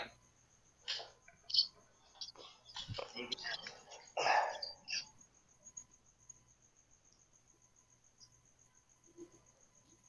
I can't pull it up. It was really funny. Like, you want to like slap me or hit me or something? All right, go ahead. If I deserve it, I deserve it. But why are you whining that there's no water in Flint? There was no water for 3 years. Like, it's not Trump's fault. Okay, thanks, but there's still no drinking water in Flint. Yeah, it's a solvable problem. It really is. Living right here, and we took a truckload of water out. I believe it was in 2014, June of 2014, I think. And seeing it, you still can't believe it. I mean, it's still going on. Oh yeah, and the sanctions that were going on these people that were they couldn't. What they did is they raised they had these astronomical um, um, water bills. They were Yeah, for bad water bills. yeah, and they were up to $1,000 or more. The average income. I think the average income. I think in Flint, Michigan, was somewhere between $27,000 and $30,000. Which is saying that majority of the population is not doing so well, out in Flint. And then if they weren't paying them, they were having liens or they were losing their homes because they weren't paying them. And then so basically what they were, what the government's telling them is that they were forcing them to drink, or pay for poisoned water. And if you don't pay the bill, you're going to take your home, you know. Don't you think it might be just a little bit bigger than that? Maybe, Yeah. Oh, yeah, for sure. My initial thought was, was a scandal.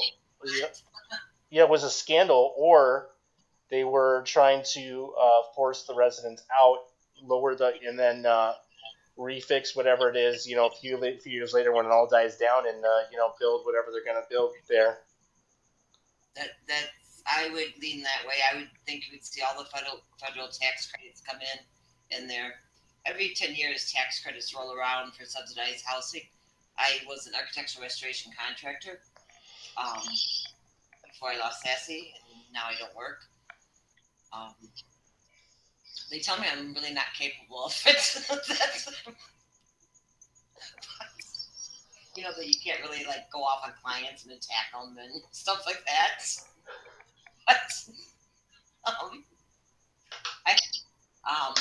But Flint, I'm going to say 10 years ago, maybe a little more. The feds threw a lot of money into Flint, and then it just kind of went dead in the water. Now we have the water issue that's not being resolved. A lot of people can't move out Oh, they don't have the resources to move. I mean, if your average if your yearly income is like what $27,000, where are you? What how are you going to save money when usually when people are at the poverty level, they're already in debt to some degree. So there's no saving of money. You're living literally paycheck to paycheck. Yeah, There, there's I would say those numbers probably aren't accurate. They might only be accurate because the high income, they're offsetting, you know, you have a substantial amount of the population there that, is on government assistance. yeah, the same as going on in Chicago. That's underreported as well. Yeah. And I mean, these people are really struggling. And again, look what's happening in America.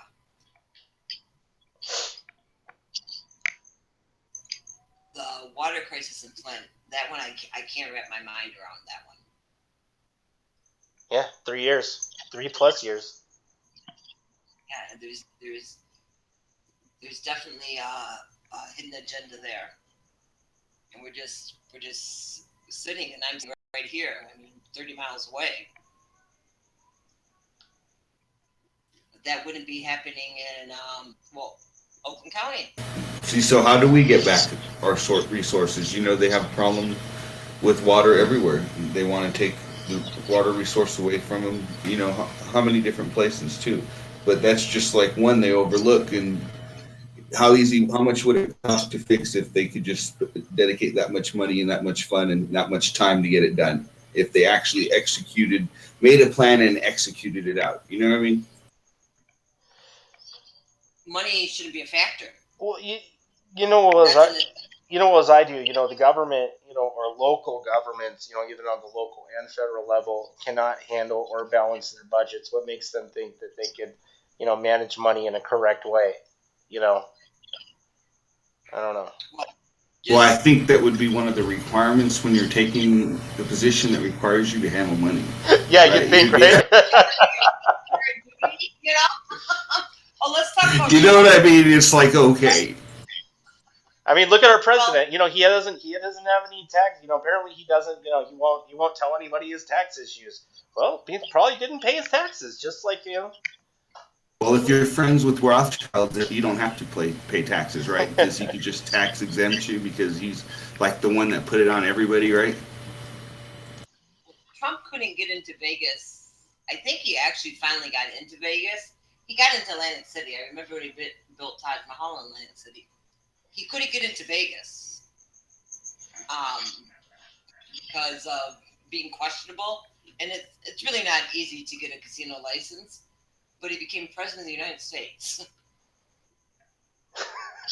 Remember, didn't he have that failed housing project in like Baja?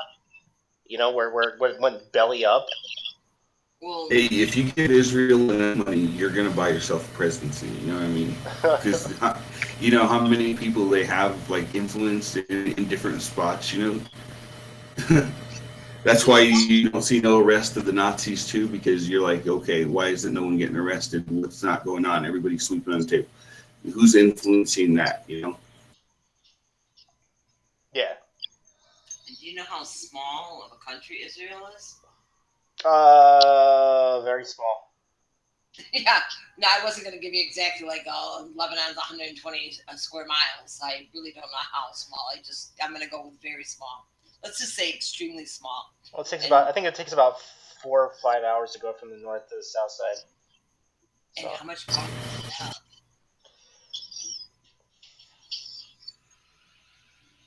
Sorry, I didn't Well, get they want that whole area.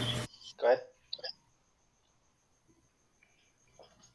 They want that whole area of Yemen too. So Saudi Arabia wants to take that for Israel. You know what I mean? They want to spread all that area out. So Israel's trying to grow. They want to be like bigger than the United States on the Middle East, so they can control that area and then be dominant.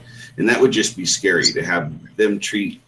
You see how they treat people. So if they treated that people and then would have control over that much, they'd just spread out and treat that much people that worse.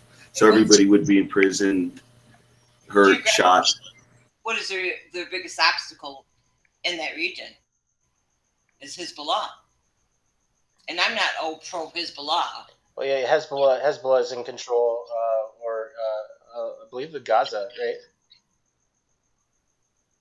Well, they've already warned Israel about Gaza. Yeah. And they've already went into Syria and said, and if you listen to I want to say Saad Nasrallah speak, and he it's matter of factly like 1, 2, 3, and this is what's going to happen. And we're not saying, oh, maybe Israel, if you crosses the line into Lebanon, we're telling you we're going to annihilate you. We're going to come up from the ground. Have you ever seen anybody push back on Israel like Hezbollah did in 2006?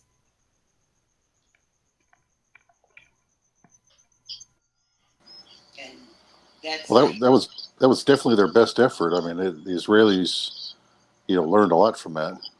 I think they got a little surprised there. And you'll see the Middle East, at least Muslims, rise up when it comes down to it against Israel and Hezbollah going against them. I'm not real thrilled with Hezbollah. I'm a little disappointed in them, actually, for other reasons. But because I really, really think they should have put the pressure on Iran when my daughter was murdered. And she had no affiliation with Hezbollah whatsoever. And at the time she was murdered, they were very supportive and they did put banners up and stuff like that, but that was the extent of it.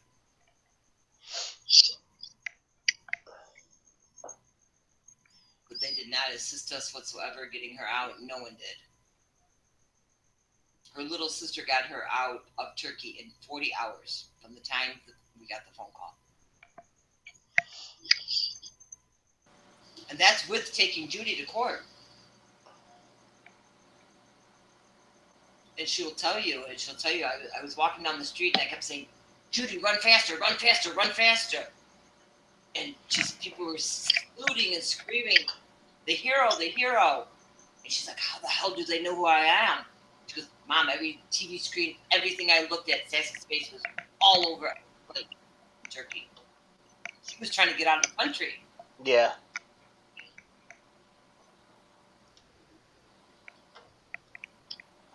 Were there ever any allegations of like spying or anything? Like typically that's something they might throw on a foreign. Every journalist is a spy. Yeah. They never said who she was a spy for, but the last interview that she did, she had said to me, yeah, I'm going to talk to so-and-so, because they never outright came. They never got that close to her. They would have killed her. I mean, obviously they knew where she was at, but almost all of the time. But she had a lot of friends in Turkey, and they went to the hotel, and they went to, a couple of different stores. She had been in and out of Turkey so much, and she had lived there. Her children lived in Turkey with her. Her husband did. And they warned her. And it wasn't any part of any government that helped to get her out. It was the people. And I don't even know if they're still alive.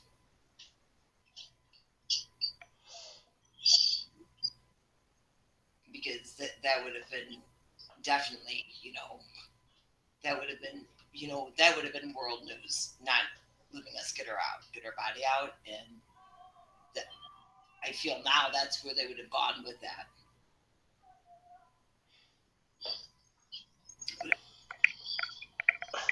It moved so quick. I don't know how we took them off guard. I don't know how her sister got through. And I don't know how they really bought into the fact of, hey, hang on, yeah, let me just get to Lebanon and then I'll be there, when her sister was already there making the move. And we're not connected people. We're not anything. She was going to get her sister. We were going to get our kid, and that's all there was to it. How didn't they? First of all, how didn't they red flag Sassy coming in? Erdogan had already thrown her out of the country. but we understand now. He wanted her back. How didn't you red flag your sister and all her passports not to get through?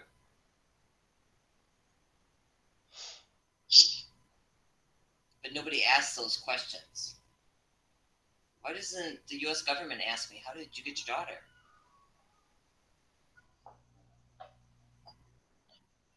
But honestly, they could ask me and I couldn't answer them because I don't know.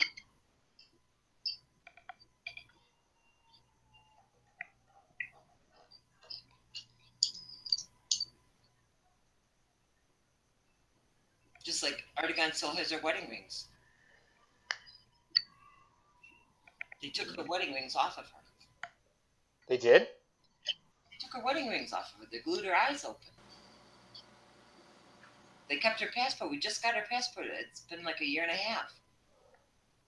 It's been almost exactly because she was inducted on November 22nd, which is really crazy. My mom that named her Sassy wanted to be a journalist. And Sassy ends up being a journalist. She was inducted into the museum on my mother's birthday. My mom's deceased, but we still don't have her wedding. Well, we'll never get her wedding rings back. But it took them over a year for us to get the passport back. That's crazy. Imagine living it.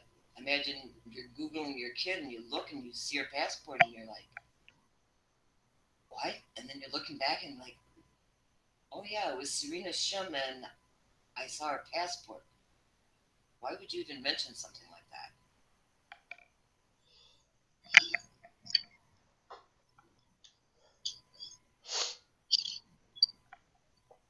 Do you have a cold? Me? Yeah, a little bit, yeah. Gargle with Hennessy.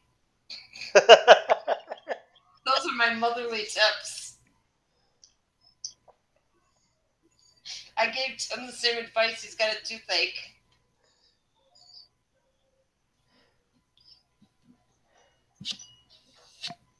Let me see, where are we at? We're at the 2.5 hour mark. Do we want to move on to Yemen? Yes. Okay, so Jim. Yes. So we're gonna move on to Yemen, the not very well mentioned war that is going on there. No, not at all. It's been going on for I think it's going on almost 900 days now. I thought it was Yeah. 22 years now, right? 2 years. Well, it started in March of 2015, and then it's been going on since then, and they haven't seen any. They heard a couple times about this other guy that's supposed to come up in Saudi that wants to get out of Yemen, but other than that, King Salman in there now is still pursuing, taking control, and backing Haiti. You know what was confusing to me when I was looking at the overview of who's fighting who in this war? You got the Houthi, you have the locals, you have the Sunni backed, and then you have the Shiite backed, and then you had the Iranians and the Saudis backing up like two different fucking sides, and then all of a sudden, like Al Qaeda's there, and then they're militant rebel. Like who the? It's like a clusterfuck, you know? Well, plus, Yeah, we're there. but what can you believe? You can only believe the proof you see. They try to always give you two sides of the story. Then you always like same thing in Syria. They tell you this, they tell you Assad, they tell you Russia, then they tell you U.S. I hear three different sides there, so it's hard to really say. But I do know that Saudi Arabia has been the aggressor back in Haiti, and I do know that sometimes the Houthis do back the president that they Saleh, but then sometimes they do have their disagreements too. But then, of course, everybody does. You know what I mean? But you work it out peacefully, respectfully. Not, they're just basically protecting Yemen's sovereign right now, and they're set on not. They're not going to stop. They will die first, and then this is going to get an ugly situation unless we could help stop it. Yeah. So there it hasn't, like, it's never really been confirmed that even Al Qaeda's there, because it was confusing how they Well, even got there. They said U.S. was on the ground against Al Qaeda there, and then every time they go into these other countries, you hear they're going into Al Qaeda, and then you find out later on that they use Al Qaeda as an excuse to go in, and somebody that has control there that's keeping them from getting control. They want to oust him from their government position so they can put in their government, person, Patsy or whoever they want to run that area. And now it's Haiti over there for Saudi Arabia, and then Saleh and the Houthis agree on mostly everything, so they do fight together against. I heard a couple articles where they had disagreements, but I just hope all Yemen can work together and stop this, and Saudi Arabia can maybe, King Salman can maybe have a heart and try to find a way to stop. It's been going on long enough. Somebody just has to end it. Well, yeah, because it's not the casualties, the military casualty, military casualties that are. It's the people that are suffering, and they're what it is like. It's like they said 20. What is it? How many millions of people don't even have enough food to eat? Well, There's babies die. They even have like 5,000 people a day are getting are getting cholera and dying of it, even though it's a treatable disease. Yeah, well, they closed down the Sane airport, so a lot of people can't even go nowhere or get in or out. They closed down all the ports, so they can't get any food in. And then they say that a lot of people are coming up with reports from Yemen that Saudi, U.S., and U.K. are causing the cholera themselves, so they could hurt these people, and they're basically trying to get them to give in to their way. Basically, you know what I mean? It's like torture. And their major import export was blocked up, was destroyed, right? They destroyed their ports, so they can't have. They don't let nothing in at all. Saudi Arabia tries to blockade everything, and it's just basically starvation. So it's really hard on Yemen. They're trying to. I have a couple people there that cried out and say, they're starving us here. We need help. We need this. We got the Your Ability Org on Twitter, which does get funds that helps people there in Yemen on the ground. So he has done a lot of help. But still, if they got to see it into this so they can start just rebuilding their lives. Yeah. Basically is the end of it. They got to rebuild everything back up from scratch now. And they don't want the UN. They totally want to abolish the UN. They don't acknowledge it. They don't acknowledge any of their organizations there.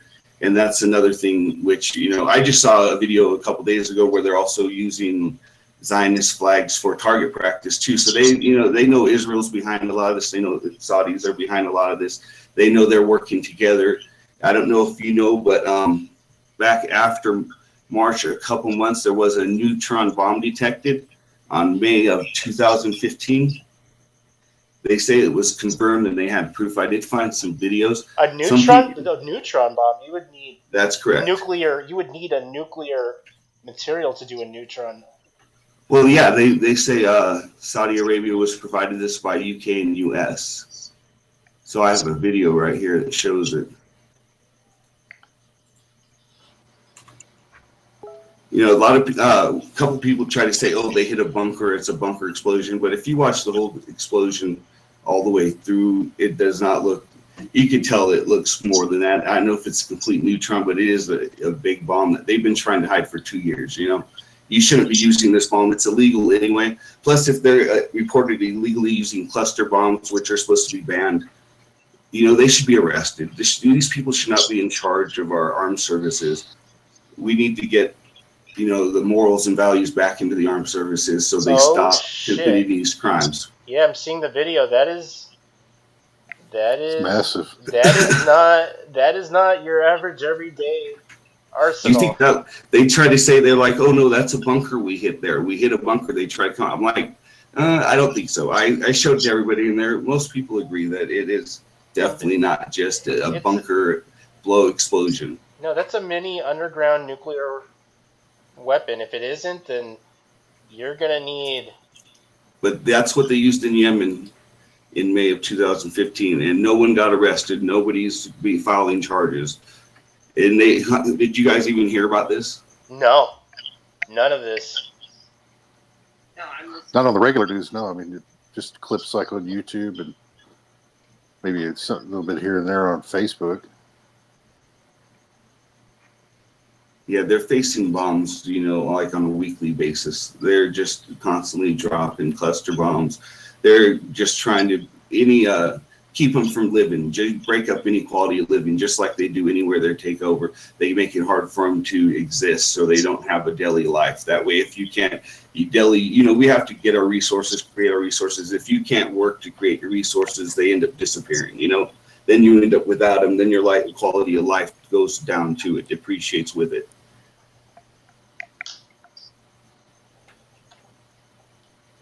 Now, their current president is not in the country, right? He's hiding in Saudi Arabia, right? Yeah, that's correct. Yeah, he's hiding out of the country. Yeah, and they almost killed the other one, right? Well, I got some videos. They just had a big get together on the 24th, so they had a bunch of big rallies. I'll grab them for you. Just give me a second. But go ahead and repeat that question again. Yeah, they almost killed the other one, right? The other president. Yeah, they were. He was praying or something in a mosque, and they detonated a bunch of C4. They basically ousted him, yeah. But he's still alive, so that's good. And the other one, the new president, he wanted to create, because he was seeing that there were different factions, he wanted to divide the country into six different like states, to try and balance it out. But then, they try to go after him, and so he left the country. I don't know. I think they like that conquer and divide. They like splitting it up to make it easier to control you, because if you're in smaller groups, it's easier to control smaller groups than bigger groups. Yeah. You know what I mean? They do that all the time, but you just, you got to stick together when it comes to these people and their tactics they've been using for how long now? Well, I'm missing the politics here. How could the Yemeni president be running to Saudi Arabia when they're the ones bombing you? Well, they want complete control of Yemen. And Saleh and the Houthi are like, we want sovereignty. We don't want you to force your way. Because you see the way they treat their women, the way they treat all this. The Yemen are very respectful people. They're not going to let someone come in and tell them what they can and can't do. Like I said, they're protecting their own sovereignty, and they will die before they give that up. And they're good at what they do. They got the terrain and they got the training, and they're very tough people, and they've lasted this long. It's going to be, you come to that point. Where do you think it's going to come to if it keeps going on? It's going to stop, or are they going to get desperate? You can only get so desperate, starve so long. You could only be threatened by someone so long. Yeah.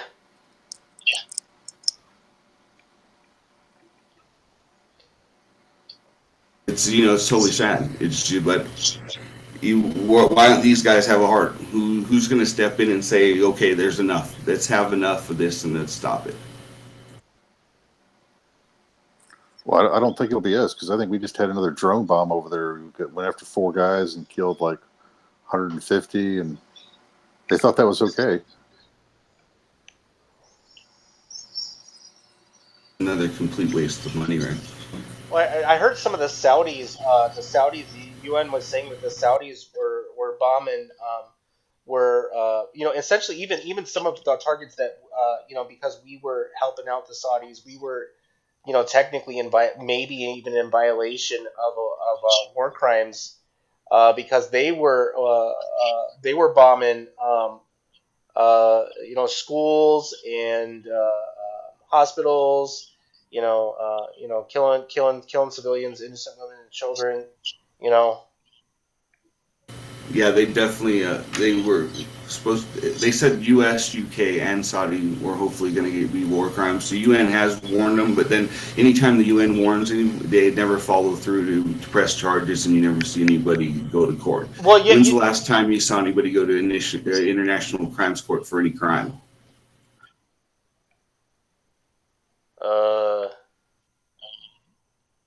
Never. Yeah. When's the last time you saw an ISIS arrested and go up to trial? Because when do they ever catch these people so they could talk? These trials need to start happening so we, the people, can actually know what's going on, not just be like thrown under the carpet and act like, oh, it never happened. Yeah, I even heard that the U.S. tried to, with the munitions and stuff, where we're trying to cover, we were trying to cover our ass, on the paperwork by telling them that telling the Saudis not to bomb, civilian targets, and yet they're doing it anyway. But even it's still war crime, no matter what, no matter what you try to do to cover your ass. It is. There should be arrests and there should be trials, and people should be out of these positions. They shouldn't be in these positions controlling our armed services, where they're making them go into these areas, hurting people just to take resources for. They're not doing nothing for the people there. I don't know what they're doing, what people they're helping, but they sure aren't helping the people here.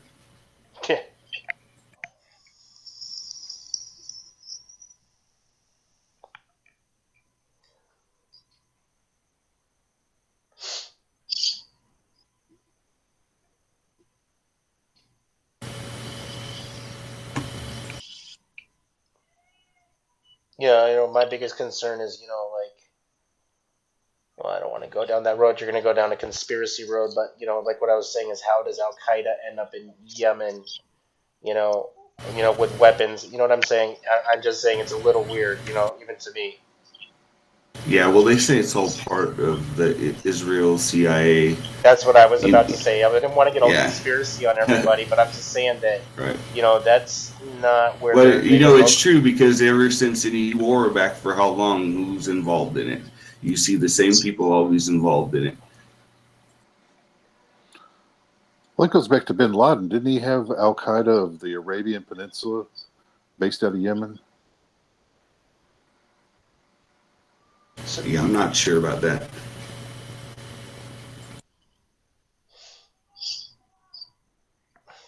Where Osama bin Laden was educated. yeah. He was also, he also had, I think he had heart surgery statebound in the early '90s, and was friends with with the Bush, friends with the Bushes, I see. before they made him a bad guy. And it was a case out in 1999. I Just think like Al Qaeda wasn't even a real thing until what was it? It came out of a court case out of this guy who was trying to um, uh, he was trying to get, what was he trying to get? Political asylum. Um, he said he knew Osama bin Laden, which he did, but he made up a fucking story about this elite force that's everywhere, that was organized and all that. I posted a video about it. It was I think it's under the Veil, or the Power of Nightmares. It was like a 4-part mini documentary series on BBC. It didn't get too much airing time, but there's a lot of the background of where Osama bin Laden comes from, and uh, and I truly believe, he was dead, in the early 2000s, and they were releasing these videotapes, after his death, even finding him, in a Pakistani retirement home. He was there, and then they killed him and dumped the body in the ocean. It's all hocus pocus. You might as well believe in unicorns. Well, you see what they done to Saddam too. They freaking hung Saddam, made him, as he's crying out for God to help him, and he's like, people, don't fall for these lies as they're hanging him.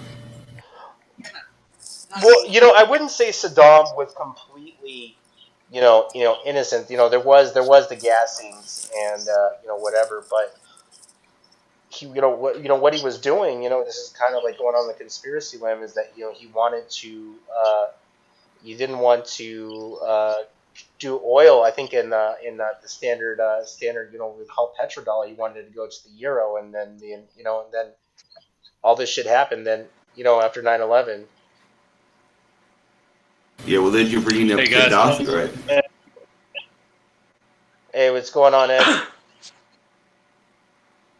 not much. I just want to chime in there. So I know we're talking about gassing and stuff, but there are world leaders that have been set up to look like they're gassing their own people, like a guy from Syria, but in a position of power, you don't have the ability, you don't want to gas your own people. So that fell apart real quickly. You have to guess with stuff like that we don't know. And I know it's conspiracy, and but we just don't know all the facts. We don't know who is telling what story to make what person look bad. I mean, Syria had $6 million in aid that was supposed to be weak. There was no reason for the Bashar, his name, Syria. Regardless, I can't understand you. You keep breaking up. You're breaking up a little bit, Ben. I'm sorry, guys. I guess my point is that you never know. You never know who's telling what story. That is. Well, yeah, you could only follow the money, and you could follow the proof, and you could follow who wants control of what resources. You know what I mean? Because in the end, it's execution, and in the end, it's a plan. They're executing a plan. They're moving pieces into place, and you got to follow the pieces they move because they can't hide them. And you can see the quality of what they're executing and how they're executing it too, because they execute the same way all over the world in different places. That is true. With with Assad and the Syrians, that just didn't make a lot of sense to me either. Why he would during whatever's going on over there, gassing his own people. Yeah, we don't know the whole story.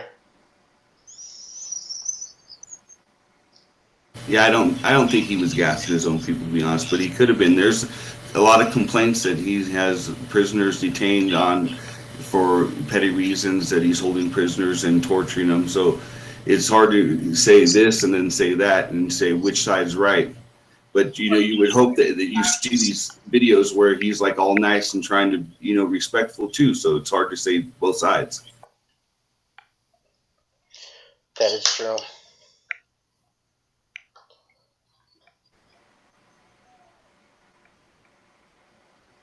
I don't believe that Bashar Assad gassed his own people.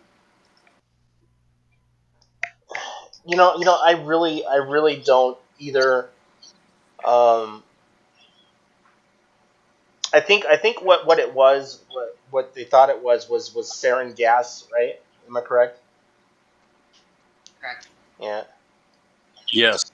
Yeah, you just don't find that. You just don't find that on the corner of a liquor store. Well, there was definitely sarin gas that was transported. I mean, my daughter was on that. I don't believe that Bashar used gas against his own people. Like the two reporters I mentioned prior to, Vanessa Bela and Eva Barlett, I mean, they're on the ground in Syria and in contact with them. Bashar loved my daughter, and she was very well versed on, at that time, what was transpiring in Syria.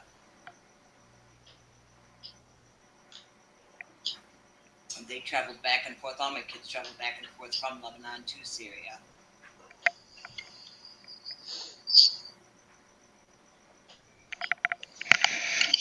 Personal opinion, I have no way of knowing if it's true what happened, but I just don't believe that. I mean, Syria and Turkey had great relationships before they traveled together. The families traveled together, and this now look where it's at. I've actually reached out to Bashar Assad I reached out to him to confirm that I was told that Putin had issued a arrest warrant for Erdogan's son Bilal for the murder of my daughter. I never got a response on that, but That would be great if you get arrested.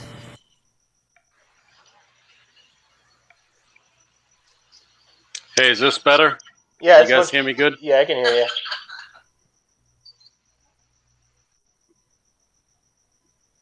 and a lot of people look back at the reign of Saddam Hussein as being the good old days. Yeah, those people also created those T-shirts that said "Bomb Bomb Iran" and like eat with their hands, and Yeah, the lowbrow people. People think America, war is good. I don't know. I don't understand America's policy. I don't understand how anybody, in this modern day, where humans have been around on this earth, for tens of thousands of years, possibly even hundreds of thousands of years, that we are so stupid at this point in mankind, where we are right on the brink of solving and figuring out how to, cure a lot of stuff.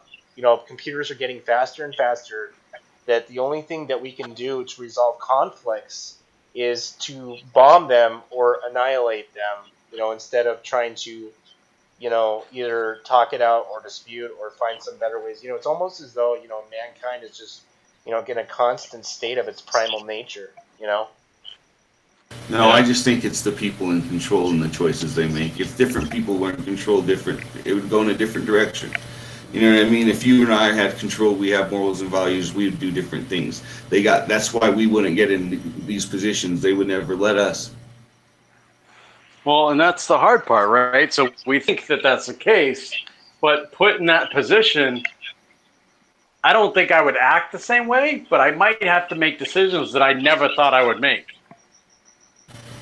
Yeah, but when you're an aggressor and you're just invading somebody else's nation and somebody else's sovereignty, how can you? There's nothing you can say for that. There's nothing you can be like. What excuse you could use? Oh, my bank account's getting richer. This country, that country, that country, that country's resources are going less. These guys are getting fat. These guys are getting fat. We're getting poor a little at a time. It's just sooner or later before we're as bad as these other countries, unless we notice it now and say, we need to get these people out of these positions. And it's also hard for people like us who have maybe 4 to 5 to 6 to 7 internet connected devices to be saying, hey, you're making bad decisions. By the way, can I buy another iPhone or another computer that has all these rare earth minerals in it and is causing the destruction in other third world countries? So while it is the leader's fault, it's also the people's fault because they continue to buy the shit that continues to fuel these issues, right?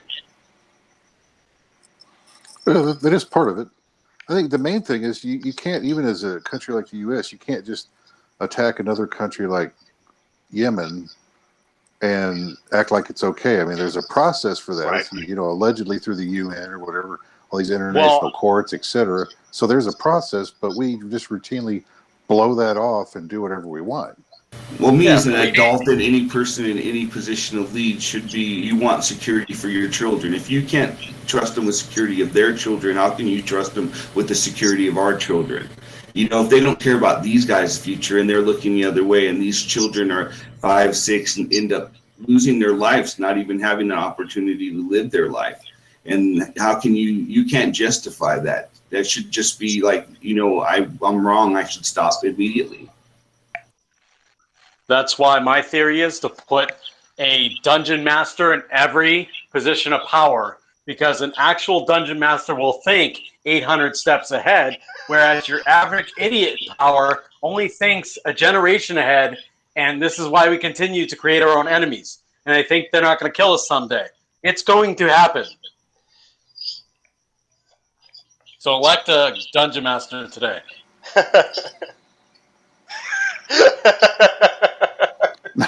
Now you're saying the dungeon master protects us? No, I'm saying the dungeon master. Are you playing too much Dungeons and Dragons? What's going on? I'm just saying, we need somebody who actually thinks ahead. Who actually realistic, yeah, but you got to keep it realistically. You can't be like freaking these people that come out with just draconian or these lizards or all these other rumors that come out. You know what I mean? It's realistic things that's going on, and there's always an answer and there's always a solution for a problem if people come up with the right solution. There you go. Your guy, I would elect in power. There are people that actually don't think there's solutions. They think that guns and that bombs are the only solution. Yeah, I think these people have been in control for too long, But they just hide behind the other people. They got you got your people that you got in front that take the fall, that are go everything, and you have the people that are behind them that push the power. You all know that. We all know it. Oh So yeah, there was. it's just it was proven. I'd done some research before, and even proven in Saudi Arabia back in 1930s before they were going to take over Palestinian, that the Zionists were evolved, to go take over. They killed most of Saudi Arabia's royalty in 1930 originally, and then took control of Saudi way back when right before they wanted to take over Palestine. And then they go over there, and then what do? They give these people drugs, and they're like, okay, help us take over this Palestine. And then that's how they win this war, promoted by freaking their opium and their shit. And then now they got a wall and they got control over these people, and they're left with nothing. They're trying to take over more land. They got Saudi Arabia helping them with Yemen. It has to stop too. When are we? I don't know if it's ever going to stop. Unless, what can we do, you guys? Well, I got one great hope, and that's quantum computing. And my hope on that is that we all get quantum computing, and we could just take down governments from our basements. You don't. Yeah, that's how you end up in jail. The next thing you do, you're trying to plan on taking down government. I just think I'm talking about taking down corruption. I'm not talking about like taking down like I'm the Dr. Octopus of the game today. I'm just talking about like finding all the corruption and outing it, and then allowing the good people inside the government to actually act on it. Well, that would be great, Ben, if we could do that, but everybody that has control of the resources doesn't do that with the resources. You know what they do? They put everybody in jail that's honest, and they put pedos in charge of everything so they could, manipulate them to get what they want. Yeah, that's a good point right there. That's a good point. So we need to take down the pedos. That's absolutely. I'm not kidding around. That's absolutely what needs to be done, because there are a lot of pedophiles in positions of power. Yeah, I agree. I've seen a few articles, though, where there has been a lot of mass pedo arrests in the past few months, which is a good sign. Hopefully they'll keep on arresting more pedos. Because, you don't want to corrupt your society, your children's minds when they're growing up. And then it'll just make it, what kind of a future will they have if they're in pain or tortured when they're a kid? They want to make you lose focus. We want our kids to have a bright future and evolve in a positive direction. Yep. Absolutely. Absolutely. Well, Jim, it's good to meet you. Sorry I came in at the end. Hey, nice meeting you too, Ed. I'm glad you joined. Yeah. I just got back. I hate to say it, but I actually had a normal night tonight. I watched the movie, The Hitman's Bodyguard. And it's amazing to me how funny they make a lot of killing and destruction. Got to normalize it. Yeah. Yeah. And of course, the villains were the Russians. Yeah, of course, right. I've seen about 4 movies in the last year where the Russians were the villains in some way. Watch in the next 10 years, it'll be the Koreans, or it'll be the, Venezuelans, or it'll be the Canadians, or it'll be, Oh yeah, Well, apparently Korea blew off a weapon, blew off a rocket, and nothing happened. Well, I've always had theories about their capabilities. A lot of people, believe that they have full nuclear capabilities when, all they really have, and I'll put my money on this is, small hydrogen bomb, which isn't like a nothing, like, oh yeah, you've got a hydrogen bomb, blah blah blah blah. It's not the kind of shit that we're thinking of. With the 300 mile blast radius, of a plutonium grade weapon. But still, Yeah. people, people get, the media gives Kim Jong Il or whatever I always get them mixed up. More power than he has. Even I spotted, in their demonstration thing where they had improperly placed, like, they could have been cardboard rockets You know, because the cones were facing the wrong direction on a ballistic missile. It was at an angle, like somebody had fucking glued it on. Like I'm like, well, that's not functional. You know. I don't know. I heard Russia had one of the best submarine. They were really high tech submarines, and that's what the Germans were too. And a lot of people don't realize that the Germans were so high tech in the submarine field too, because so many disappeared right after the war, and they don't know where they went. Yeah. Oh, they're probably around. They never get decommissioned, but they're probably around. They'll pop up later, or they're still out. Yeah, A lot of the Russian submarines had were nuclear powered, so they know exactly where they are and what they're doing.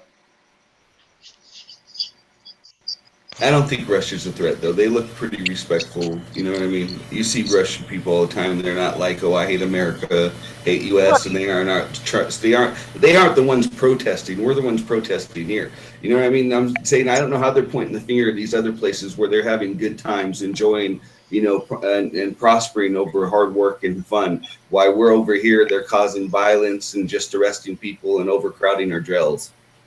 Keeping us afraid. Well, yeah, Yeah, right. there always has to be an enemy. Right. There always has to be a Yep. boogeyman, a boogie country. They did it. They did it with the communists. During the Cold War. When in actuality, what was going on in Russia is they were in a collapse. Yep. And the only reason we started the Cold War, this is a fact, the only reason we started the Cold War is because the airline or airplane production had went down 70% after World War II. And we used the Russians as our enemy in order to create our fleet again. Well, the military-industrial complex, right? Yeah. Yeah. Yeah. I mean, Boeing, all these companies, they were like, hey, wait a minute. We can't not use a have fear tactic. sales. Yeah, they use a fear tactic to get the public to agree. They use the funds to create this.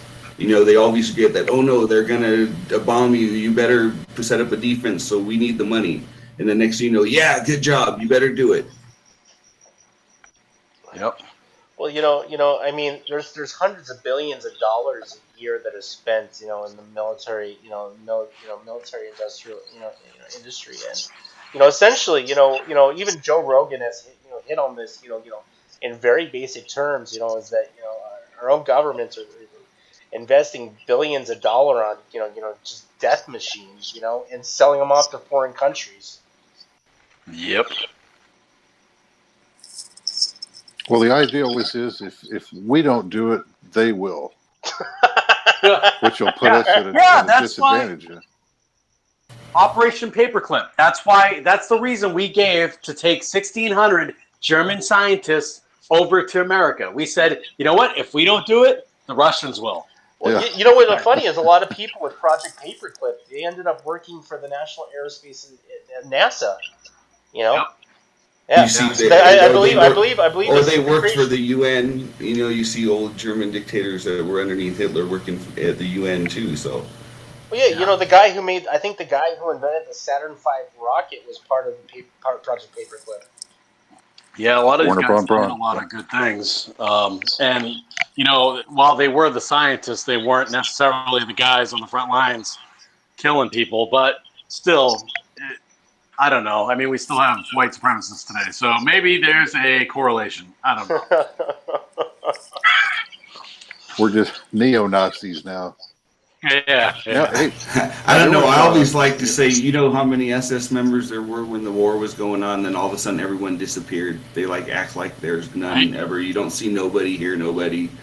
Uh-huh. A lot of them fled to South America. After They just all hid. Yeah, they didn't want to face war crimes, so they went to. I don't know. I think some of them went when they created Israel. I think they were acting like Jews, and they were Germans. They were like, "Oh yeah, we're Jewish, so now you got to treat us better." Yeah, how are you gonna imprison somebody for years and treat them like crap, and then all of a sudden, we love you so much, let's create the state for you. It just doesn't add up to me. We're gonna do this for them. They have an ulterior motive. Well, somebody told me about bloodlines. They told me that bloodlines are not exactly efficient in Israel. that they don't test as much as they should, and that anybody can pretty much walk in. And I don't know if this is true. Honestly, I haven't researched it yet. I just thought about it this morning. But they basically, you can walk in, say you were Jewish, and that would be it. You would be a son of Israel. So I imagine, yeah, there were soldiers that just said, "Hey, you know what? Why not? Let's just go." Fuck it, I'm Jewish now. Yeah, I mean, Well, you gotta. then they put up a wall like they did in East Germany way back because they put up the wall in East Germany. Now they have a wall over there that which totally. Uh-oh. Uh-oh. Well, he's right about the wall. I mean, now they got that wall up. Is it the oppressor becomes, or the oppressed becomes the oppressor, or is it that was the plan the whole time? You know? Yeah, it's like it's the biggest con job. It's one of the biggest con jobs ever. I can't put past anything. I've seen the Panama Papers. I've seen everything in WikiLeaks. I can't put anything past any government anymore. I just really can't. Well, if you look at method, I read comic books. Yeah, I read comic books since I was 6 years old, and I thought I'd seen every plot point imaginable. Never until I read government documents. Yeah, same here. They'll do anything. That make Dr. Evil look like a saint. Yeah, a guy Anything like they can come up with. Apocalypse doesn't look so bad anymore. Hey, you know, the other Nazi that came over was he was either SS or Gestapo general that helped us start the NSA. He's That's one of the awesome. founding members of the. Yeah. Fucking figures. Like you want one of them founding your secret organization, right? Well, yeah, they hired the guys that said, "Okay, now you're Joe Smith. Good luck." Fuck. You just tortured Jews for 10 years. Now, why don't you just come take care of our people? Tell us what we you know. love your research. Over. Right. So, Yeah, that Die Glock thing was cool. No, do some cool shit over here. Yeah. Only legalize it. You're good. You're good, homie. Thumbs up.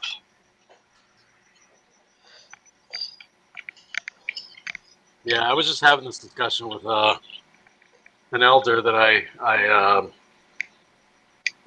respect, and I don't know if it's just I'm too naive, and if this shit like is human nature, if it like because it just continues to happen and happen and happen, and I feel like I'm fighting an uphill battle trying to expose all this corruption when it's a daily thing, and like people aren't even surprised anymore. They're like, oh, hey, that happened twice. Oh, didn't you read this book? This happened before. So like I'm writing a full story. It gets kind of old, you know. It's like when will the good news come? When will people start being of power, start doing the right thing? I don't think that's ever going to happen. I really don't. Well, No. I read a book when I was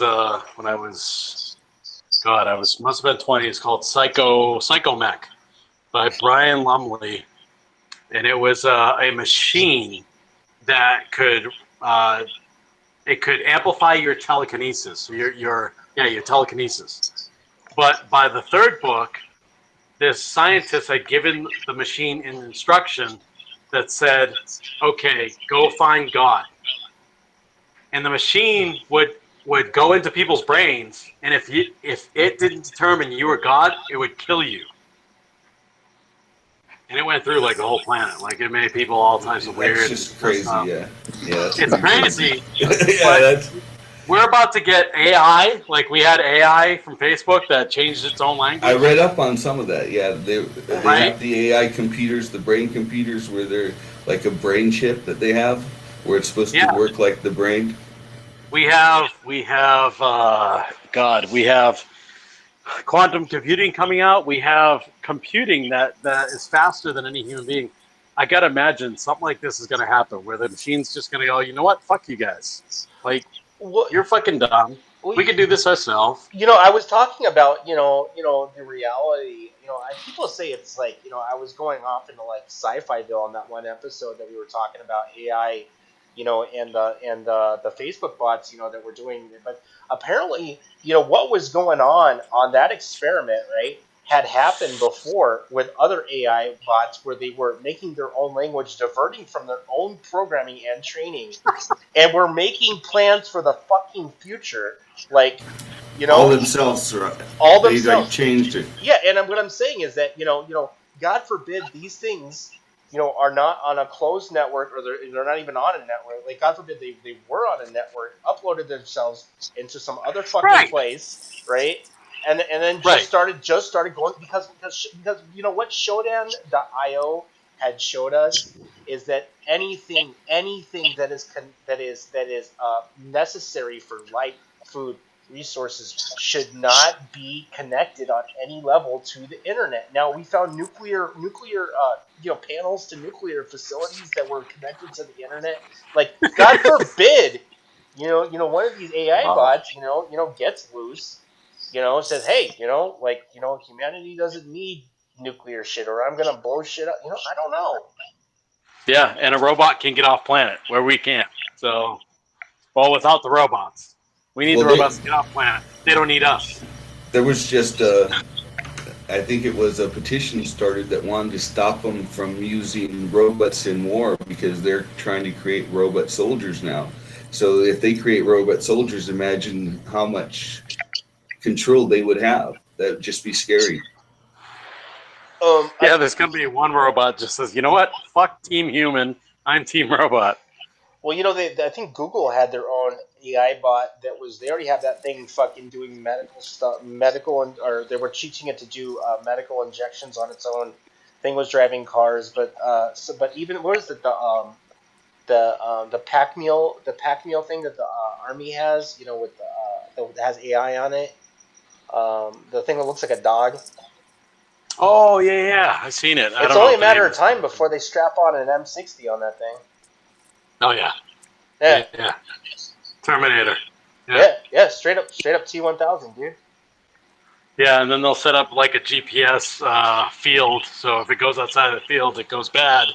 But any AI, just like any good hacker, if you're in a system and you're good, nobody knows you're there.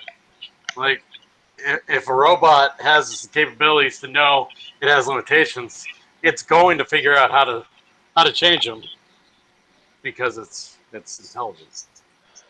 Well, we even found, that Google was, even implementing, AI into their translation to this translator, and found out that it had not only was it doing weird stuff, but it was also restructuring its code and altering it as well. So, yeah. That's so awesome. I'm You would sorry, I'm such a definitely have to keep it in a controlled environment, Well, so that way. I don't think I think as a machine is a machine, but to have a machine think on its own and be aware of its thing, I think is going beyond the scope of what is ethical and unethical. yeah. That's just You think that's something that should be banned too? Then banned AI. You think it shouldn't be? They shouldn't use it just to keep this from well, happening. I don't think that we're aware of what we're doing. That's what I'm saying. I don't think that we're fully aware of what will happen if we just even I think Elon Musk was talking about that it wasn't a good idea what about AI Stephen That really is Hawking. scary. Yeah. Stephen Hawking. Yeah. well I mean imagine that you have something that's similar to a human mind, but it's mathematically more precise and can gain the knowledge of the whole world within a matter of seconds and learn how to refine it and do it better. How long do you think it will be until it stops obeying commands from a human operator? All it does is go to WikiLeaks and we're fucked. Yeah. It'd be like Humans that are not HAL good to the government. 9000 in the. Yeah. HAL 9000. I'm sorry. Yeah, I'm sorry, Tyler. I can't do that. Well, I mean, the only thing I think AI would probably be a real application would be for deep space deep space missions where you don't have regular radio contact between the source and wherever, just having it kind of do its own thing. Right. But other than that, I mean, as far as letting it have control, access to the internet, do all that kind of stuff, I just see something going wrong. Maybe I've seen one too many sci-fi movies, but I don't see anything good coming out of this. Well, no, they all go bad eventually. Any AI is going to be better than a human because they don't have emotion. They think logically. They think at a much higher capacity. And you're right. They can learn everything. They can learn as much as is already built in, and they can learn more if they're attached to a network. Yeah. I think that Facebook experiment where they're speaking their own language was that was a common thing that was going on between the AI bots. But what happened is that they moved that experiment into a safer facility, or a safer place. So I don't know what that means. Like if it was actually connected to like an Ethernet port, or it had some sort of access to something. They put it inside one of those animal keychains that you feed every once in a while.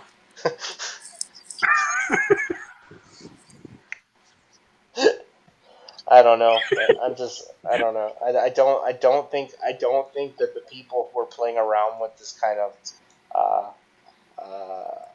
this technology really know the long-term effects of what it's even going to do. I mean, I could be completely Well, I just wrong. wish these people that do this technology too would use it for something other than just always making some kind of weapon too. You know what I mean? Like you said, they use it for hospitals and all this other stuff. It's good to hear these things, but it's just, it's sad that every experiment they have, they want to use it for some war experiment or some corporation experiment, Yeah. Yeah, God forbid, we get one of these remote control drones that has AI with machine guns attached to it. Yep. I just wanted to. Coming, I wanted coming to touch a couple. What was that, Preston? I was just going to say, coming to a protest near you. Right. The T-1000 is coming to your protest. Look Right. the fuck out. Okay, I wanted to just touch base on Yemen because it was getting late, you guys, and I wanted to touch base on. I know I heard there was supposed to be some cranes that Saudis not letting being delivered to the port. It's called the.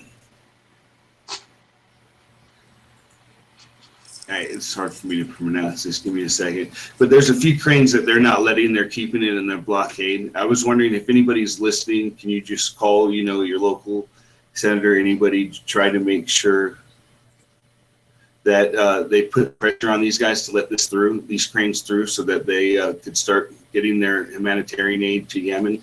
There's supposed to be a lot of aid there that they can't unload off these ships because these cranes aren't there for them because they're so heavy. So if you guys could help me in any way, I'd appreciate it. Right on. Right on. What's the holdup with the cranes? They're just It's not allowing them? Saudis just being mean. It's just people being mean and saying, you don't do what we want, I'm not going to let you live the way. Wow. I'm not going to do this for you. They're taking advantage of their position. You know what I mean? It's just like a way of somebody to bully somebody into doing what they want is what, in my opinion, the way it looks like. And I just think, if people are in a position, they should be helping people evolve in a better way, not just trying to hurt them. Yeah. So they should let this through. They should let this humanitarian aid, let them unload this. Let the people start getting fed, start getting healthy. They're starving. They've been starving for so long. And, if we want them to have a future in Yemen, we have to do something right immediately. So we're asking Saudi Arabia to not be human rights abusers. Yes, we're asking them to, have a little, human compassion and be like, there's enough. These people are respectful. They're, they earn their right to be sovereign. You just leave them alone and let them start rebuilding and, stop torturing them. Stop making them, suffer more. These kids need to, they need a future generation. And right now, I don't know if they're going to have a future generation if they keep doing what they do to these kids. It's just a crime. It is a crime, and they should be prosecuted. Somebody should be. Yeah. Oh, yeah. Saudi Arabia owns the biggest oil refinery in the United States right now. And Trump didn't even say anything about it. Didn't even have a blip. When the 28 pages came out of the 9/11 report that was finally released, the Saudi prince was airlifted into the White House, and no press was allowed to have that conversation. I don't see us having any sway over Saudi Arabia. It's almost like they own us. Well, it's. I don't think King Salman. I know this. He has this new guy that's supposed to be coming up for. They've been talking about this other guy that I'll get you his name right now. That he's might be going to take control, and then this guy was talking about getting on Yemen. I'm hoping that he's trying to persuade King Salman to get out. They're losing lots of money too, and hopefully they'll decide that this is just going to make.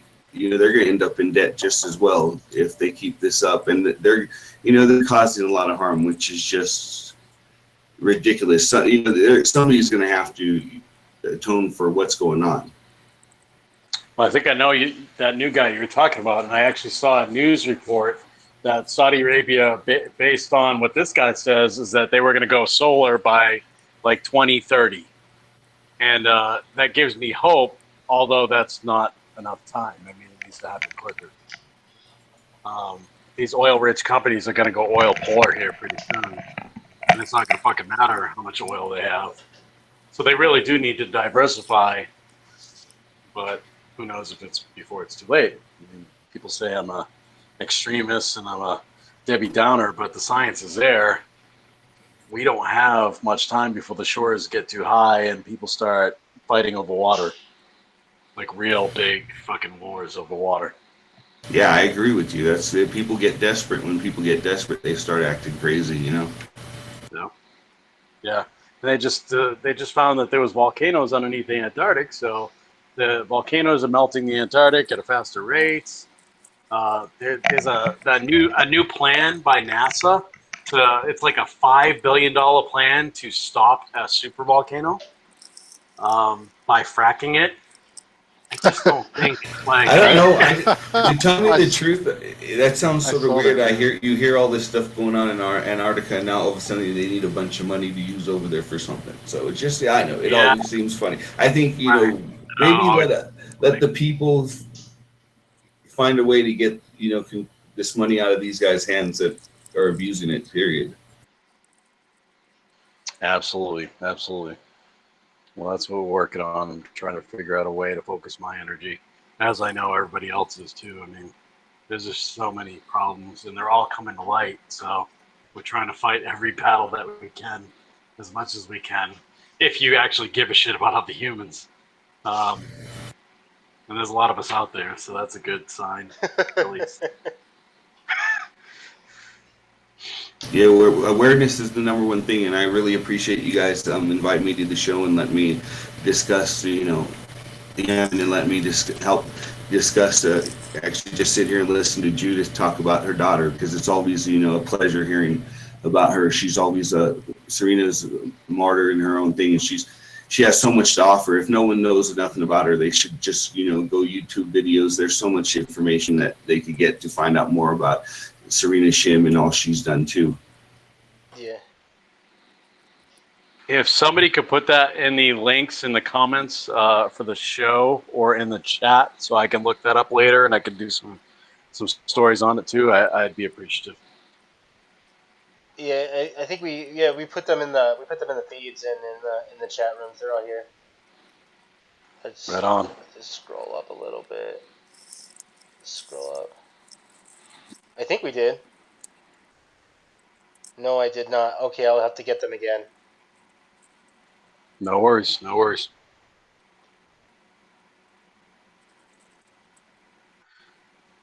For those who don't know, Tyler works so hard to make sure that these shows go right every day that we're on. And I personally want to thank you Oh, very thank much, you, sir, man. for making sure. we come Yeah, along. thank you, Tyler. Yeah, we came a long way since. Well, since when we started, we did. It was this show was kind of a retaliation against somebody else's show. Really? Yeah, yeah, That's yeah, awesome. yeah. It was supposed to just be like a couple time thing, and we just kind of went on there. We had an original streamer. We're still in contact with him. He should be back soon.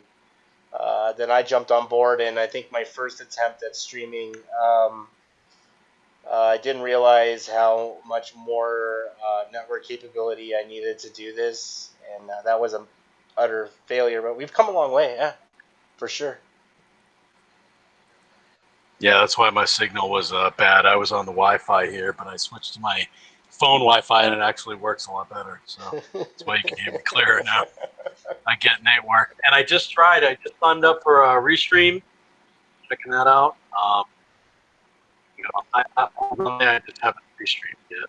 Yeah, Restream seems to be better than Joycaster. We on the back end played with Joycaster and realized really quickly that they have some major issues if you do what we do on the back end, because we use multiple scenes and different things in the back end. If you start playing around, like if you're not just using one constant scene, it'll shut off the stream on certain streaming services. So I don't know. Restream was one of the better ones. Right on. Yeah. Well, is there anything that we can do here in the United States for the people of Yemen? Any kind of action item we can give the folks at home? You could go to Twitter. There is yourability.org. He does a lot of donating on the ground in Yemen. If you could donate to him, that would be awesome. If you could help, raise anything, start your own donation funds for Yemen. If there's anything that you have, they will, accept it there at yourability.org. And there's a couple other ones. I'll send you some links later on. I don't have them right now. But I'll send them to you if we could just add them to the show after. Dope.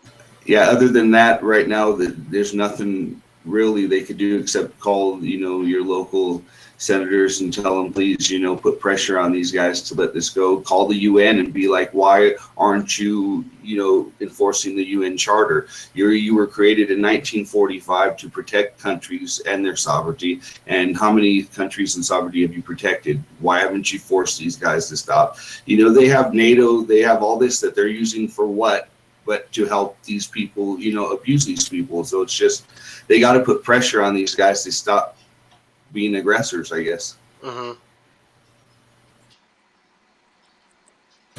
And that's all I have for now. If I find anything else, I post it. You could, I run the site Wicked World on Twitter. You could find out any information there. I usually post a lot of different information all daily. Right on.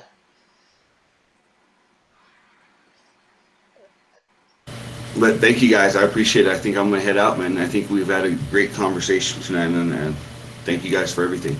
All right, thank you. All right, Thank you. Okay, talk to you guys later. All right. Well, we got 5 minutes left. 5 minutes. Wow. And we can always call it and do a little 5 minute early, and then go from there. Go out 5 minutes early. Right on. Okay. All right, let's do Gonna that. do some research about Yemen. All right, thank you for all of our listeners, and we will be back next week. And we'll keep you posted from our pages.